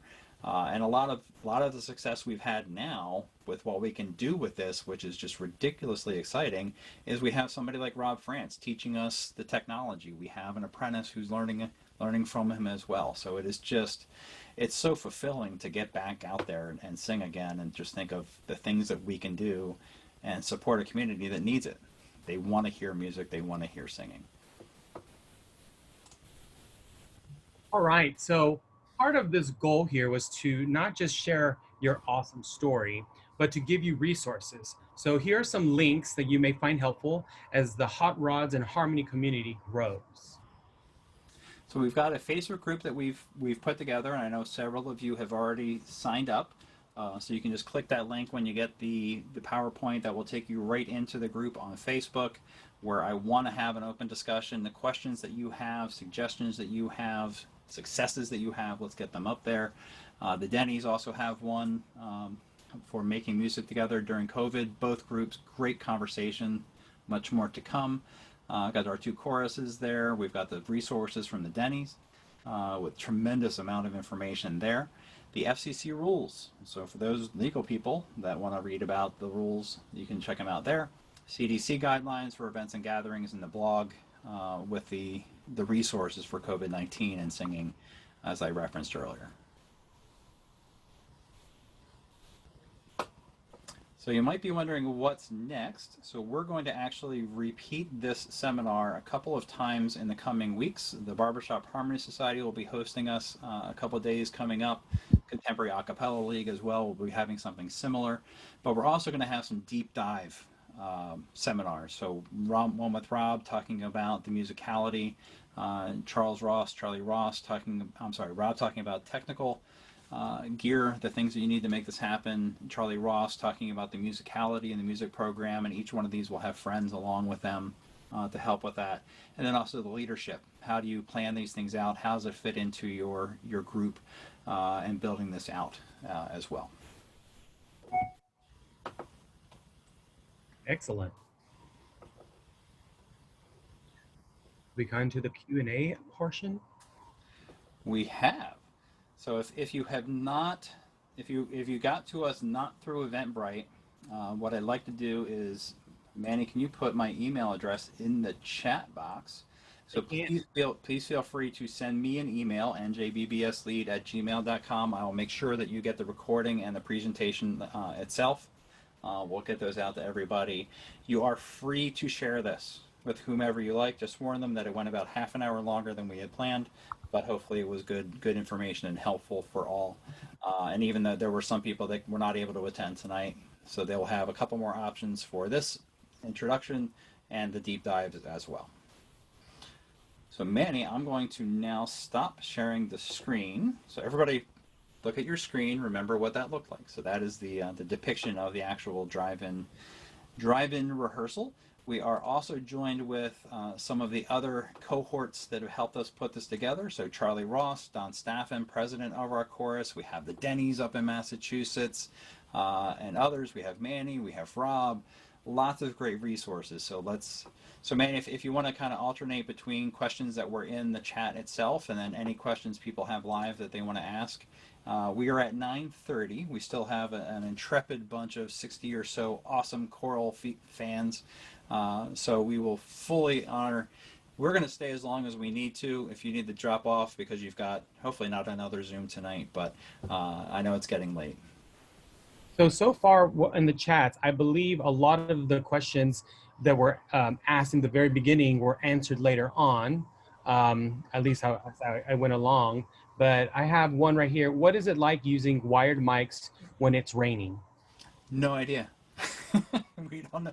That is a new challenge. You know, if it's really raining. So our plan is if it's a gentle, nice little rain, we're going to be fine. If it's going to be an absolute deluge, we're probably not going to be rehearsing. We are looking at solutions. So one of the things with a wire going through the crack in your window, you need to have an opening in your window, which while the wire can get out, your rain can get in. So if it's a heavier rain, how are you going to deal with that? Well, you could use a towel or a shirt or something like that. Or we're looking at there's foam that you can get for your air conditioner that's kind of a square and actually the perfect length. So you can put that on your window as you put your window up and try to preserve the integrity of that cable and keep yourself protected from the elements. If it's an absolute deluge and you've got percussion going all over, unless you're singing Africa from Toto, which would be fantastic, that would just be such a cool experience, and maybe we'll have to do that. I don't know what it would be like. I can tell you no one will be outside singing. They would be actually in their cars. However, that said, that makes it so we can actually do this. By being in the car, we're not exposed to the elements. We can keep singing. I do have a question here from Jillian, and this is awesome. Thank you so much for your work on this, but I am not a tech savvy and my budget is very low right now. Could I potentially just broadcast my voice to the car radio / FM systems instead of having a mixer, etc.? So my members could only hear me then and the accompanist or guitar. What equipment would I need? So Charlie Ross, I think that if Charlie's there, so Charlie's the director of Somerset Hills Harmony. He's also probably as much of a tech nerd as Rob, so he's got a number of areas of expertise. So is that something you could address? Yeah, for one person, you essentially need a microphone into an FM transmitter, and you can get the real inexpensive battery-operated ones for $10, $20. and an inexpensive microphone, and then just tell your participants what channel to drive into or to tune into to hear you. We're trying to create a more choral atmosphere where you're singing as part of an ensemble. So that's kind of what this presentation is geared to, but yeah. And a lot of the things, just to chime in here on what's been asked about how much does it cost and what's better wired, wireless, et cetera, et cetera. Rob kind of spoke to this early on in the presentation. You know, A, what are you trying to do? And B, what is your budget? So get as much microphone as you can afford. You're going to be happier with the result. If you're talking about a mid-level community choir, they don't need a high-end $600 microphone to get the great experience that we're trying to provide here. However, if you're talking about a higher-end ensemble or a quartet, quintet, sextet, a group that's tight and that, you know, sings well together, they're probably going to be dissatisfied with the result from a less expensive solution. So there's so many variables in here. So part of it is, what are you trying to accomplish? Are you trying to get recordings? Also, Bryce, have you guys done anything in the rain? I think you mentioned you might have. We have not had a rain event to be able to answer the rain questions. Yeah, we did one in the rain.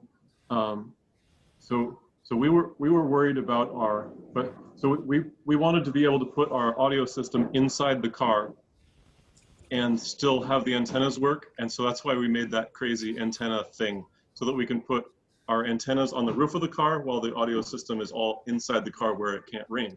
But that was a little bit crazy. I mean, probably a simpler thing to try first would be like a pop-up tent over your table. Like, maybe we should have tried that first. And we did use a pop-up tent over the conductor and the electric piano. Yeah, Jay is here. that's true. He was like glowing on the top of the hill. It was great. And for Jillian, you know, one of the resources I talk about, one of the things I found when I was pinging people on Facebook, begging them to give me stuff, they were like huge fans when I told them what it was for. They were like blown away. They're like, wait, you're doing what? Yeah, heck with the pandemic. How can I help you?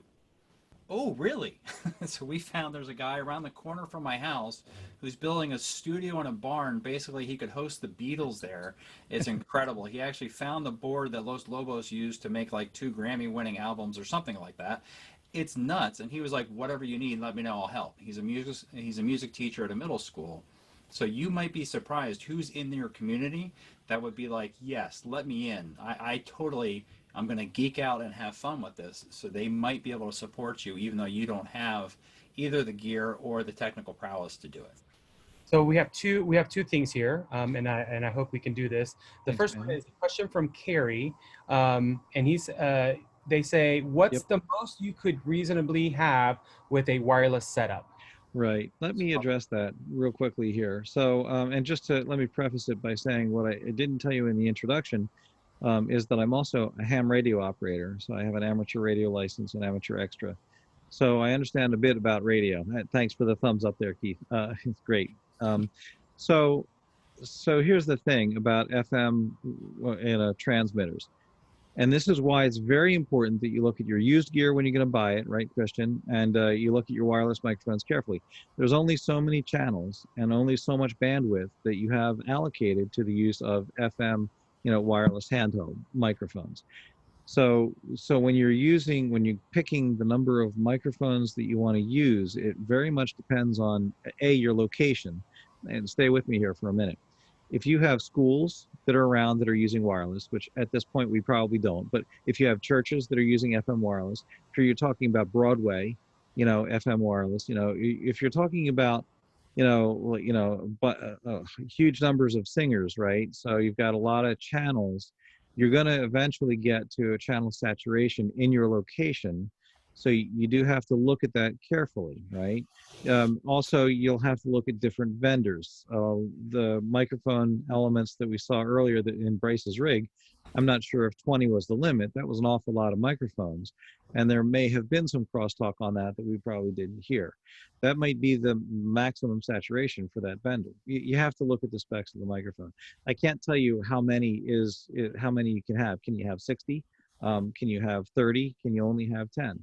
It depends on your location, what else is going on around you, and the vendors of microphones that you're looking for. And it also depends on what channels they're on. Some of the cheaper microphones you want to stay away from because they don't actually stay in their channel, and they actually cause intermod or crosstalk to other channels worse than the higher, the more expensive ones are more frequency agile. They're able to fit into their channel more crisply because the electronics are better, right?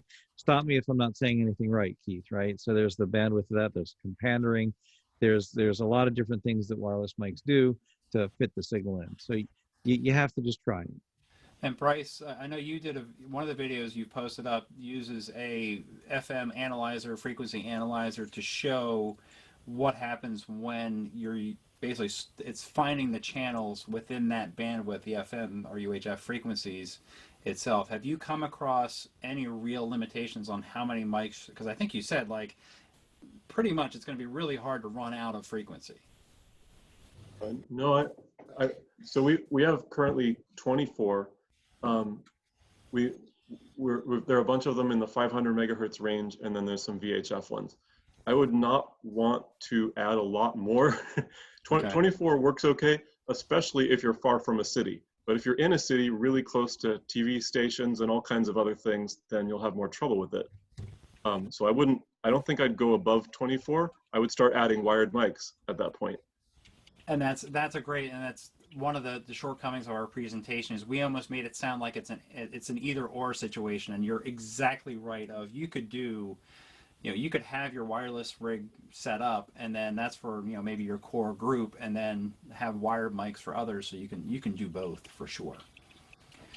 So maybe did I see there was a request to actually hear what this is like? Okay, I can do. Let me see if I can get the share working. Do you see a demo video? Not yet. You just see your screen. Now we do. It's a lovely screen. How about now? It's perfect.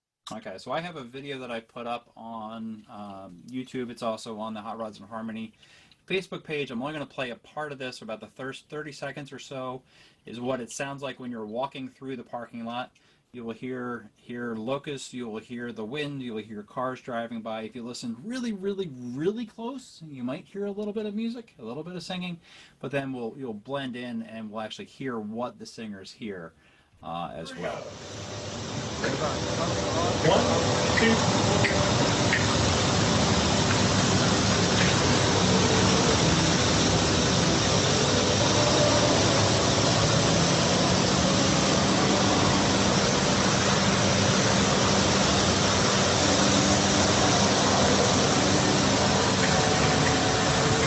A little more alto. Yep, a little more.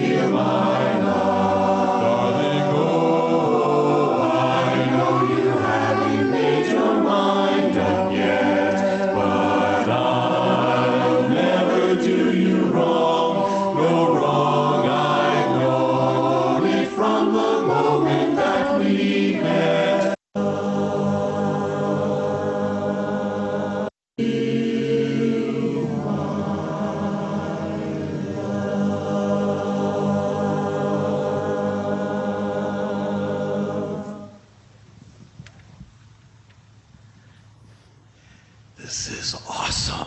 Love. Woo! Woohoo! I'm going to make Rob deaf. Yes! So that's just a visceral reaction of actually getting to sing together again after 4.5 months. So,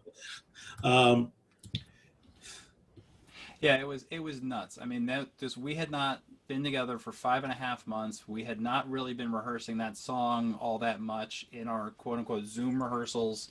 We got together, and this was the whole Disney thing of we're just singing stuff and having a blast, and to hear that It was like the first time I sang. It was so refreshing. We all had goosebumps. Everybody was just having a great time. But hopefully you have that same. If I played you an audio recording of our last rehearsal before pandemic, it's not far off that. It really is not that far off that at all. So we were just tickled pink to have that experience. So just real quick, I think the practical answer to wireless is more than 20 singers is going to be a challenge. But obviously what Rob and everybody has shared is there's a lot of insinuating circumstances that would affect that.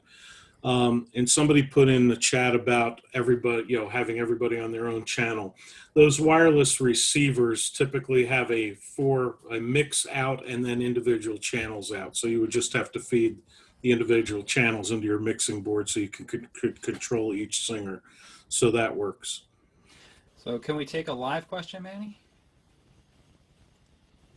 Trying to see if there's anything else. A lot of people are just really excited and teary-eyed, just like you were. So let me see. Does anybody want to ask a question? Take yourself off mute and jump in. What? Can you hear me? Yep, Keith. Oh, wonderful. That's Keith. I like your point about going out prepared to use the wireless and having cables available, because I could picture some settings where wireless would be ugly as sin. I mean, you're too close to a power transformer or some other lossy or some other RF generator. Yep. It could get to be a real mess. So yeah, being prepared to do it either way probably would be great if you're going to take it on the road. And frankly, if you're not spending a lot of money on your wireless equipment, you're probably not going to be satisfied with the results for singing. Maybe it's fine for speaking, but for singing, you want better frequency response, better equipment, and that becomes very expensive. And Keith, to your point, you can actually do you probably advisable to do sort of a site survey before you count on it. Someone go out there the week before, listen around to the radio, and if you have a spectrum analyzer, right, take a look, So I do have. Go ahead. Go ahead. I have a question that's going to kind of be related to the weather type of thing. So we have Martha here from Northern Ontario, and she asked, do you think we could move this inside in a larger space in some way? Winter is coming, October 31st, a barn, an empty, Sears building. How could you imitate a car environment? So I would look at those guidelines, because the guidelines will still kick in. I just saw a video today. This is not indoors, but it's relevant. Purdue Men's Glee Club, singing outside. They had masks and they had shields, and they had some of them had microphones. So singing through a mask, part of the problem with that is that it's muffling your sound. But if you had a microphone, that might assist. So you could potentially still have layers of protection there for you. You could have people in different rooms. I mean, this is where the wireless comes in. If it can go through walls, I mean, you look at the potential of this. I mean, if you don't mind having cords kind of going all over the Dickens, and it might look like a carnival if somebody walked in with cords all over the place, which could be a trip hazard. You could do that, and we've actually talked to some educators about could they use gymnasiums and things like that for a small ensemble, 10, 12 singers potentially, where they are like 25 feet apart. You got the cables, and by the way, the 25-foot XLR cables that we had a picture of them, we got them for $4 a piece off eBay. They're not the world's best high quality. Yeah, Rob's like, Christian, you weren't supposed to say anything. Let me jump in real quickly. I want to say two things just to tack on to this. So if you do move like outdoors to indoors, there's of course the safety thing, the aerosol and all that effect. What also happens though is that when singers are singing, you'll have the acoustic effect of them singing in that space, whatever it is. So I see like parking garage. Well, parking garages are notorious for being very reflective, concrete. So you'll have a lot of think about a stairwell, right? A lot of us want to take a foursome and get into a stairwell. However, we also know that it doesn't really take a lot to fill up that stairwell, right? So so you have to watch that. And especially if someone's got a radio that they want to put on a speaker, that's going to contribute to the sound. that'll get trapped into an inner space. So it's got to be a really big space, and it's got to be the right kind of space. So you'd have to test that out and try it. Your mileage may vary. That's the one thing I wanted to just say, right? Yeah. Second thing I want to add to this, I want to clarify, and I want this to go into the recording, that earlier there was a question about getting an FM radio app on your cell phone. I actually didn't know this because I don't have this feature on my phone, but a lot of cell phones do have an FM chip, a receive chip in them for that purpose. However, most of them are locked. If it's an unlocked phone or your carrier has that locked down, you may not be able to receive FM radio direct on your phone. You can stream FM radio, but that's streaming, and that's the internet mode that I was talking about. Right. If you can open up your RF receive so it becomes just like an FM radio, then sure, you could use that with your earbuds.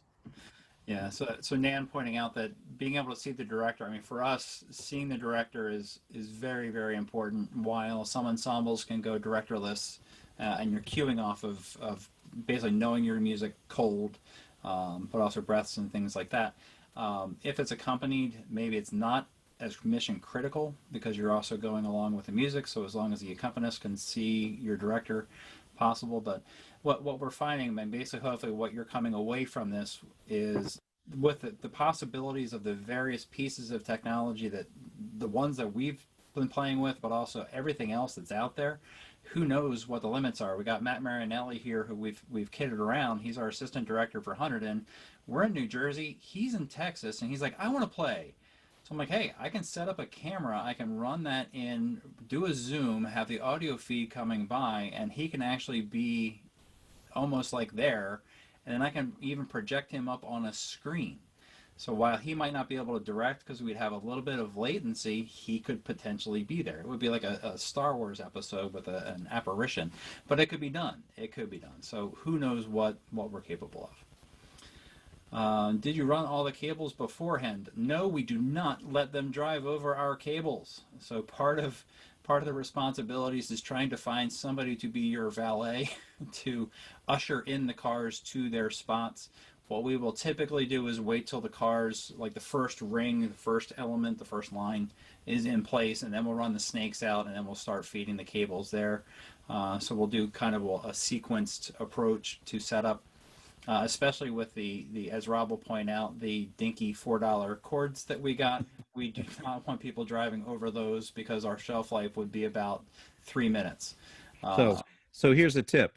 When you're using a snake and you're using mic cables and all that sort of thing, and you've got a mixer with channels, usually the channels on a mixer are going to be numbered, right? You want to work out, you want to understand your numbering scheme and plan ahead, and you want to mark your cables. Make sure your cables at the end that plugs into the microphone actually has a number, like channel 1, channel 2, channel 3. That'll make it far easier for you to locate which channel that is so that you can mix it. Actually, if I can just go back, Don Staffen, can you elaborate on your point? Because we were talking about singing indoors in some kind of a space that would work. Your comment about the high schools is great. Well, I was just saying that there are high schools that have glass between rooms. They might have multiple practice rooms.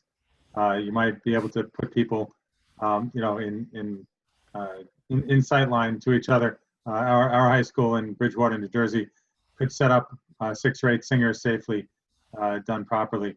I do want to mention a couple of things. We have like 75 people on this call. This is new technology, and Bryce Denny has done a huge favor for all of us by taking the technology a certain number of steps. We've tinkered a bit and we've taken it, but 75 people here who mention it to somebody. There's going to be some great ideas coming out of this. So this has the potential to really improve as kind of a crowdsourced thing. The other thing I wanted to mention is that, and I won't be able to see all this, but Manny will, give kind of jazz hands if you're a choral director and not the tech guru of your choir.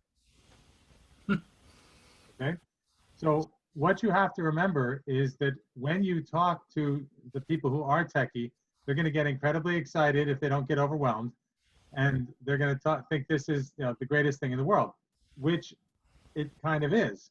but it's still got to be part of a plan for your chorus. There will be some people who still won't feel comfortable even coming to a drive-in choir, or they may, they may be differently abled or whatever and can't drive out. So you still need to have a comprehensive plan. And in the later session, I forget what date it is, when we talk about where do you go from here, we're going to talk about how do you create a plan where this complements what you're doing and lets it grow rather than takes the place of everything else that you're trying to accomplish. So Don, while we have you, so this is something that you and I have talked about quite a bit. Great question from Mark of, what do you do when someone has to go potty? Because we just said they have to drink a lot of water and they have to go to the bathroom. And for our chorus, and so we've got two choruses. One has some older members who are not quite limber, and others have people with some physical limitations, and they're going to have to go. Okay, well, we're lucky in that the Presbyterian Church where we rehearse is having construction done on the site. So they have a porta potty set up for the workers during the week, and then we use it during the weekend. So that's great. As it gets colder, that might not work well. If you, you need to be near enough someplace where people will be able to, where people will be able to use the facilities. It's going to be a limitation that you're going to have to deal with. You may have to pay a few bucks to, to church or municipal building or whatever to allow you to come in, use the facility, and then pay a cleaning fee for the janitor to make sure that the building is back, in tip-top inspected shape before the morning. It's just, it's just a reality. Yeah, and we've kicked around the idea of hiring someone to be an attendant if that would give the church comfort as well. So we'll continue to. We have such a great relationship with them. I'm very respectful. They've got the church that we use has a daycare, has a preschool that's running during the week, so they don't want to have outside groups at this point coming in. Absolutely understand that and respect that. So we're trying to figure out what the solution is. I know the Denny's have pointed out, like, we know where there are local ones, like there's a Cold Stone nearby, so get yourself a smoothie and use the restroom, and things like that. Starbucks, no room at the inn there. So just trying to figure out where the places are that you have to go. As we extend our rehearsals out a little bit longer, it's probably going to be more of an issue. Kind of related to that, Jillian asked the question, do you have to get a permit to use a parking lot or open space for rehearsal? Maybe, depends on where you want to go. We have definitely, Tracy and I, have driven around various places to say, ooh, that would be a good spot. Oh, look at that's got a fire escape, and the director could climb all the way up. Yeah, it's nuts, the stuff that we do. But in looking at that, so the church, we have their permission to use the lot. We want to make sure that we're not conflicting with anything else going on. We did find in that first rehearsal there was a dog rescue drop-off, so a large truck with lots of wonderful puppies came up from the south, I think Tennessee, and they happen to have at the same time a lot of people. This is a fun story. A lot of people coming in and waiting half an hour, an hour and a half for their dogs. So me being me, what do? I walked around, knocked on their window with my mask on and said, oh, if you tune into 95.3, you could listen to this rehearsal that's going on right now. And one of them was an opera singer. So she was like, oh, this is so cool. Yeah, heck with pandemic. It was so fun. So you never know. But yes, get permission. If it's a park, for example, a school, these types of places would probably be good fits, may or may not have bathrooms available, malls, things like that. I would always try to seek permission. Otherwise, it's going to look really strange to see possibly like a circle or horseshoe of cars, some dude out there swatting flies, and some DJ putting on a concert with no sound. It's gonna probably pique their interest. There you go. By the way, I love the chorus name, A Cappella, AAH. We are just so creative. Manny, what else you got? Nothing. I mean, you kind of got it all. Just saying thank you. These are people that are having to go for the Zoom stuff. You were wrong because they're running a Zoom call from California. Oh, so, fair point. So more questions from the folks live, things that intrigued you? Tom. Yeah, I have a question relative to cheaper microphones. Is it possible to use battery-operated electret cheap microphones with cheaper cables? Right. So let me take that. Sure. Is it possible? Sure it is. Even though Radio Shack isn't really, it doesn't exist much anymore, in this area. They've gone bankrupt. Sure, you can use a Radio Shack class mic. So, Tom, you use what you have, or you can beg, borrow, or steal. Sure. And then you can improve on that. So the problem with that is going to be the quality of the signal you're getting from the microphone and trying to blend that together. So, it may sound like crap, and then, you can improve upon that so it sounds less like crap. Rob, I'm sorry, you have to understand, I'm a bit of a purist, okay, yeah, right? So very sensitive issue. We've had a lot of fun debates. He's like, Christian, why are you buying those SM48s? Those are garbage. I'm like, because they're $40. That's why. It's not quite the Radio Shack special, but Charlie, did you want to add in? Right. You have to evaluate what your goal is. I think Bryce said it perfectly. We need to sing together. I think everybody that's here understands the benefit as human beings of being able to make music together. So that's the first goal. You're depending on the quality and what you're trying to do. Are you trying to make recordings? Are you trying to have, cut your next album? Obviously, all of those things are going to contribute to your costs. The one thing I would highly suggest is get out there and talk to people. You would be surprised how many technophobes and geeks and resources are available in your backyard if you just let them know what you're trying to do. Schools, churches, community groups. Get the word out that, hey, we've got an ensemble, we're trying to do this thing, we've got a little bit of a line on it. I'll tell you, I'm more than capable of running a board. But when I found out that Rob, and before Rob, we had another gentleman that actually we ran into on Facebook who has a brand new recording studio he's building a mile away from Christian's house that I never knew about.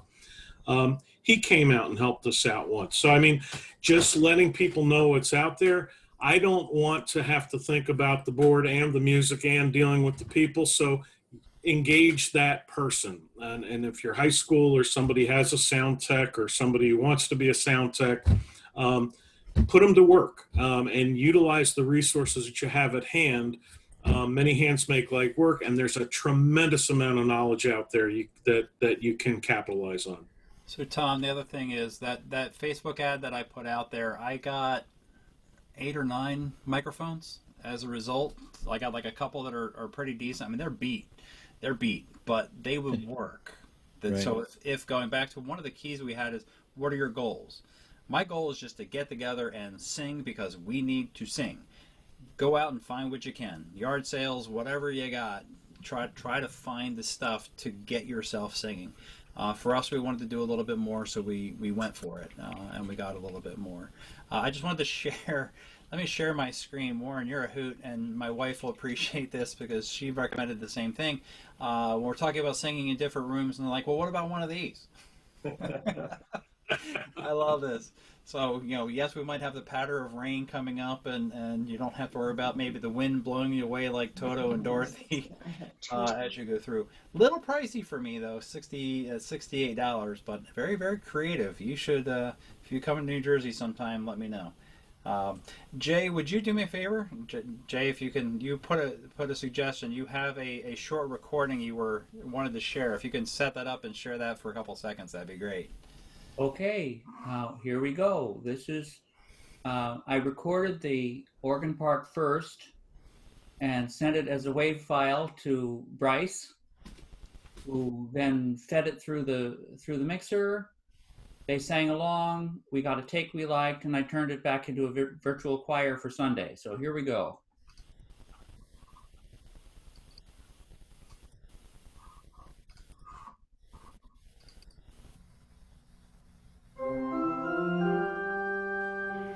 Glory to you, our fathers, you are worthy of praise. Glory to you, glory to you,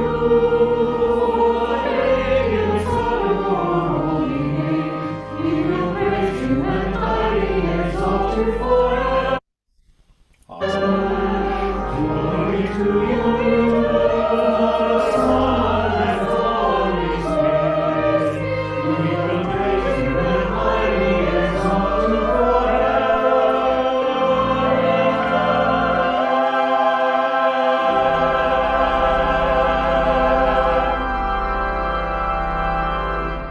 I get an amen?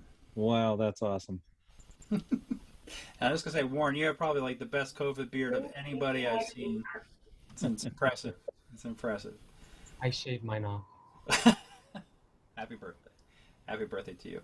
Okay, other questions. I think we had a couple more popping up. I saw a limit of 100. Like if we had a chorus of 100, from a technical perspective, Rob and I say in jest, but between the little Mackeys that I've picked up, the two boards that we have, we've got what 32, 64, 16, which is 80 plus 12, which would give us 92, plus your other one. Yep. Which just everybody on their own channel, I think we're almost up to 100. Did I tell you I have another digital board, Christian? It'll do 12. Do I hear 110? Do I hear Yeah. keep them going? So the answer is, in theory, on the wired solution, how much time and wire do you have, and how good of sound technicians do you have, and how can they see the director? Got a jumbotron? You could do it. I'd be crazy enough to try it if somebody wanted to put the time together to try to make that happen.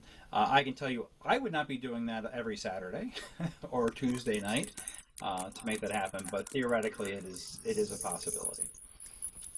Other questions? You wanted to share a video.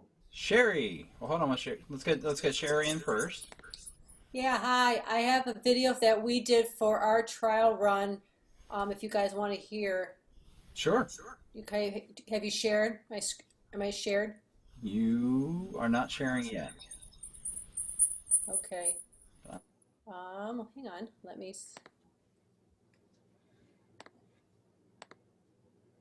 Okay. How about now? Not yet.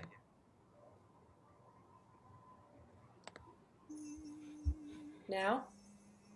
No. Okay, hang on. It sounds good.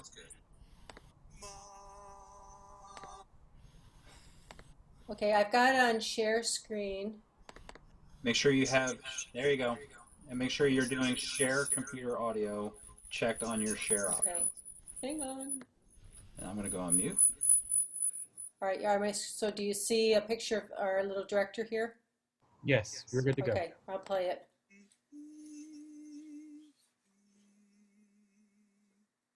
Here we go. My friends, we must live.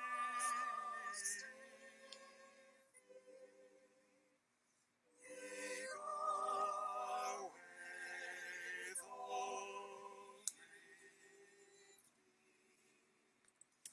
a strange land soon will greet.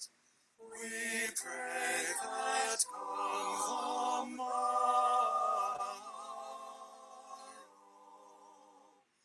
our joy will grow from sorrow.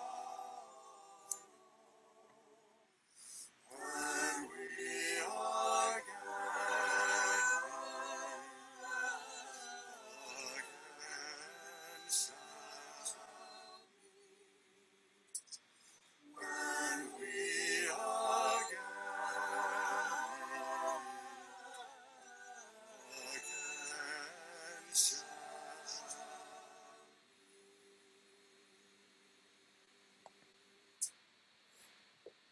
Hello.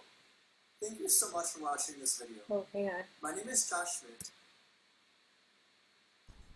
Sherry, can you just give a little background on your group? I'm going to go on mute just so we don't get any feedback coming back, but just a little bit, because that was what, a couple days ago?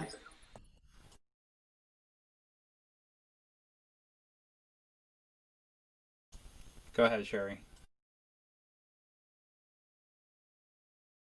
This is why we like the drive-in rehearsals, so we don't have to do Zoom anymore. All right, so Sherry, if you haven't already, if you can join the Hot Rods and Harmony and the other.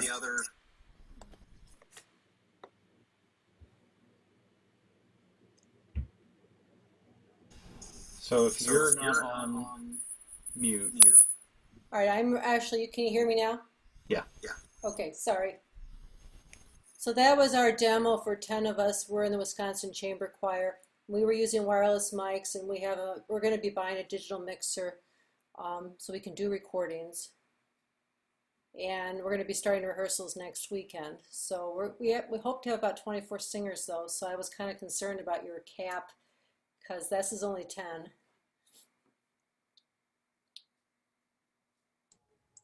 How many singers do you have, Sherry?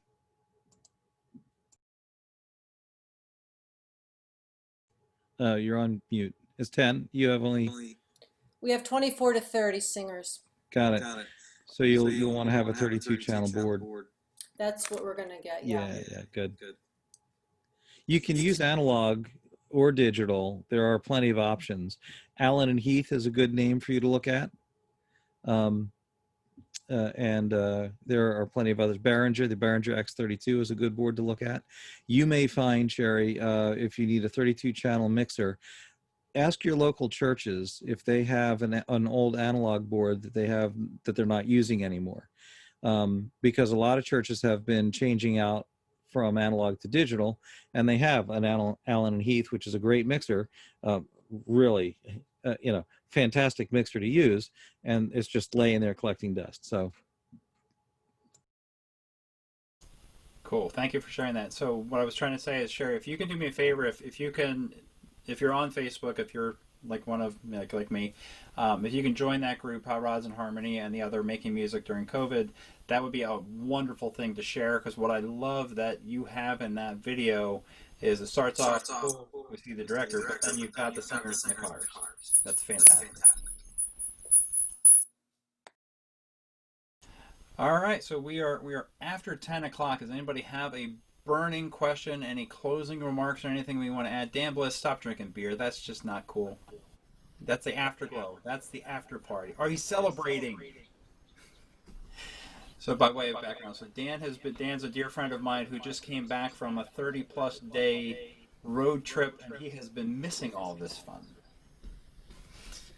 So Tom Noble, question on different mics. Oh, Pete, go ahead. I had a concern about winter and what the cold weather will do to microphones and cords and mixers and everything. No idea. This is another thing we're going to figure out. I mean, again, if it's, we in New Jersey, we get pretty darn cold weather too. Some winters are better or worse than others. If we have a day where it's going to be 18 degrees, we will not be out there because we also have a director that's going to be out in the elements as well. Charlie will appreciate me saying that. Fine. Okay. Suck it up. You're fine. We'll put you in we'll put you in one of those little booths with the space heater. We'll keep you warm. That's right. Or the director could be inside with like a video feed or something. Yes.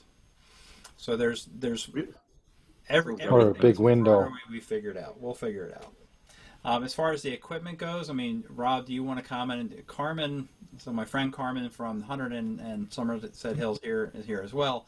We did a caroling gig a couple of years ago where it was below 20, and we kept getting a pop in the sound. It kept pop, pop, pop, like just randomly. We thought it was the microphones themselves. Actually, we believe it was the speakers that were creating the problem. Since we don't have speakers, we should be okay. But I also worry about cars idling for a long period of time in the winter to keep the heaters going too. Yep. I think your bigger issue is going to be the comfort of your singers as opposed to the equipment. Yep. Agreed. Yeah, so our plan right now is to go through November. We've got kind of the rest of the year scheduled out, planning some things so we can get some things recorded or possibly on the road for holiday performances. We'll see where that takes us. We might go back into the Zoomiverse January, February or so. Who knows? We're so excited. We're just thinking about Saturday. We haven't really gotten that far quite yet. But I'm hoping we'll get there. Tom Noble asks about the different microphones. So Rob and I, again, we've had some really good debate about the SM. So Shure, Behringer. There are a few really, really popular brands. Rob, can you just give really quick overview of the different Shures? Oh no, this is one of my favorite topics, Christian. So, and you know, Tom, I can, if you want, I can address this with you separately. So I'll have a listening test for you. I'll post it up. I have a video that you can hear the difference between the microphones. You have to use your ears. The SM48 is really meant to be a vocal mic for announcers, right? So it's not really meant for singing. The frequency spectrum that it covers, it just doesn't sound as great as some of the other mics, right? So an SM58 is going to sound better than SM48. I was working sound with a quartet. We did this test. They used 48s first, then they switched to 58s, and it was a night and day difference. Just the whole top end just opened up. It's just on the spec sheet, it's 1,000 hertz difference, but it just sounded a whole lot different, right? So you have to, if you're going to use 48s, you may need to use the EQ a little harder to help control some of the sound and some of the ways it sounds a little bit funny, again, to fit things together. I would want to use an SM48 on digital boards where I have all the tools, right? If you can afford them, go with the 58s. If you can afford to not use a 58, buy a better mic or go with a condenser mic. Those are a little bit more expensive, right? Yes. So I just seeing Nan's comment there. First of all, his recording, because Rob and I argued about the SM48. Then he played his mic test. He sent me the link. I was like, oh wow, okay, yeah, I get it. So it's a matter of how much work you want to put on your sound engineer to make the sound good. Nan, you cracked me up. This might be a good end because you're about as crazy as we are, and I have witnesses. So Nan, we're talking about the cold weather. Commented. We live in New England. We're building the equipment into my heated camper van and using wireless mics for that reason. We'll have shorter rehearsals so folks will stay warm in their cars, and I am a bit of a Viking. I love that spirit. You can see my wife Tracy there on the Zoom and Charlie as my witness. We've been trolling Facebook Marketplace for vehicles as well. I'm trying to find like an old conversion van if somebody would be willing to cough it up, or maybe an old camper or something like that where we could do something similar. Tracy found one that kind of looked like we would be like the Navy SEALs popping in and out or something. I don't know, but that might have been a little bit too far with it. But I love the idea. So kind of the moral of the story with all of this is we are so resourceful as a group. It's kind of funny to see how, you know, performing artists as we are like gritty and innovative, and like we're going to figure this thing out. And I'm so excited, and Bryce, once again, throwing love and shade your way, and Catherine, of if you did not share what you have shared, we would not have seen it. This would not have happened as a result. We're going to be getting the word out to a lot more people as well. We have already got probably 5 or 6 choirs either singing or in the process, just in probably within half an hour or 45 minutes of my house. From our evangelization of the technique as well. So it is a huge thanks to you that, heck with coronavirus, we're moving forward with this whole thing. So to kind of sum up, this is being recorded. I'll turn that off in a second. If we want to have an afterglow, Dan, maybe I'll have a beer with you and we'll catch up as well. I'd be happy to stay on for that. But we will put this recording out on an unlisted YouTube link. I will send that out to everybody who RSVP'd on Eventbrite, so they have a copy of the recording itself and the presentation. We will be offering this again, hopefully shorter, probably next week on Wednesday and Thursday nights, to make it available for others that might want to see it. But taking a look at what is possible has just been heartwarming. So thank you all. You guys are diehards. 21 still here at 10:13 on the East Coast. Really appreciate it. Hope to stay in touch. Please join that face group. Let's get in the conversation and let's get singing, right? Yeah. All right. Join the Facebook group, and if you have questions, post them in there. There are a lot of resources in this group already. And huge shout out to Manny. He even trimmed his beard for us tonight, and Mr. Rob France sharing his expertise. So thank you all for staying through.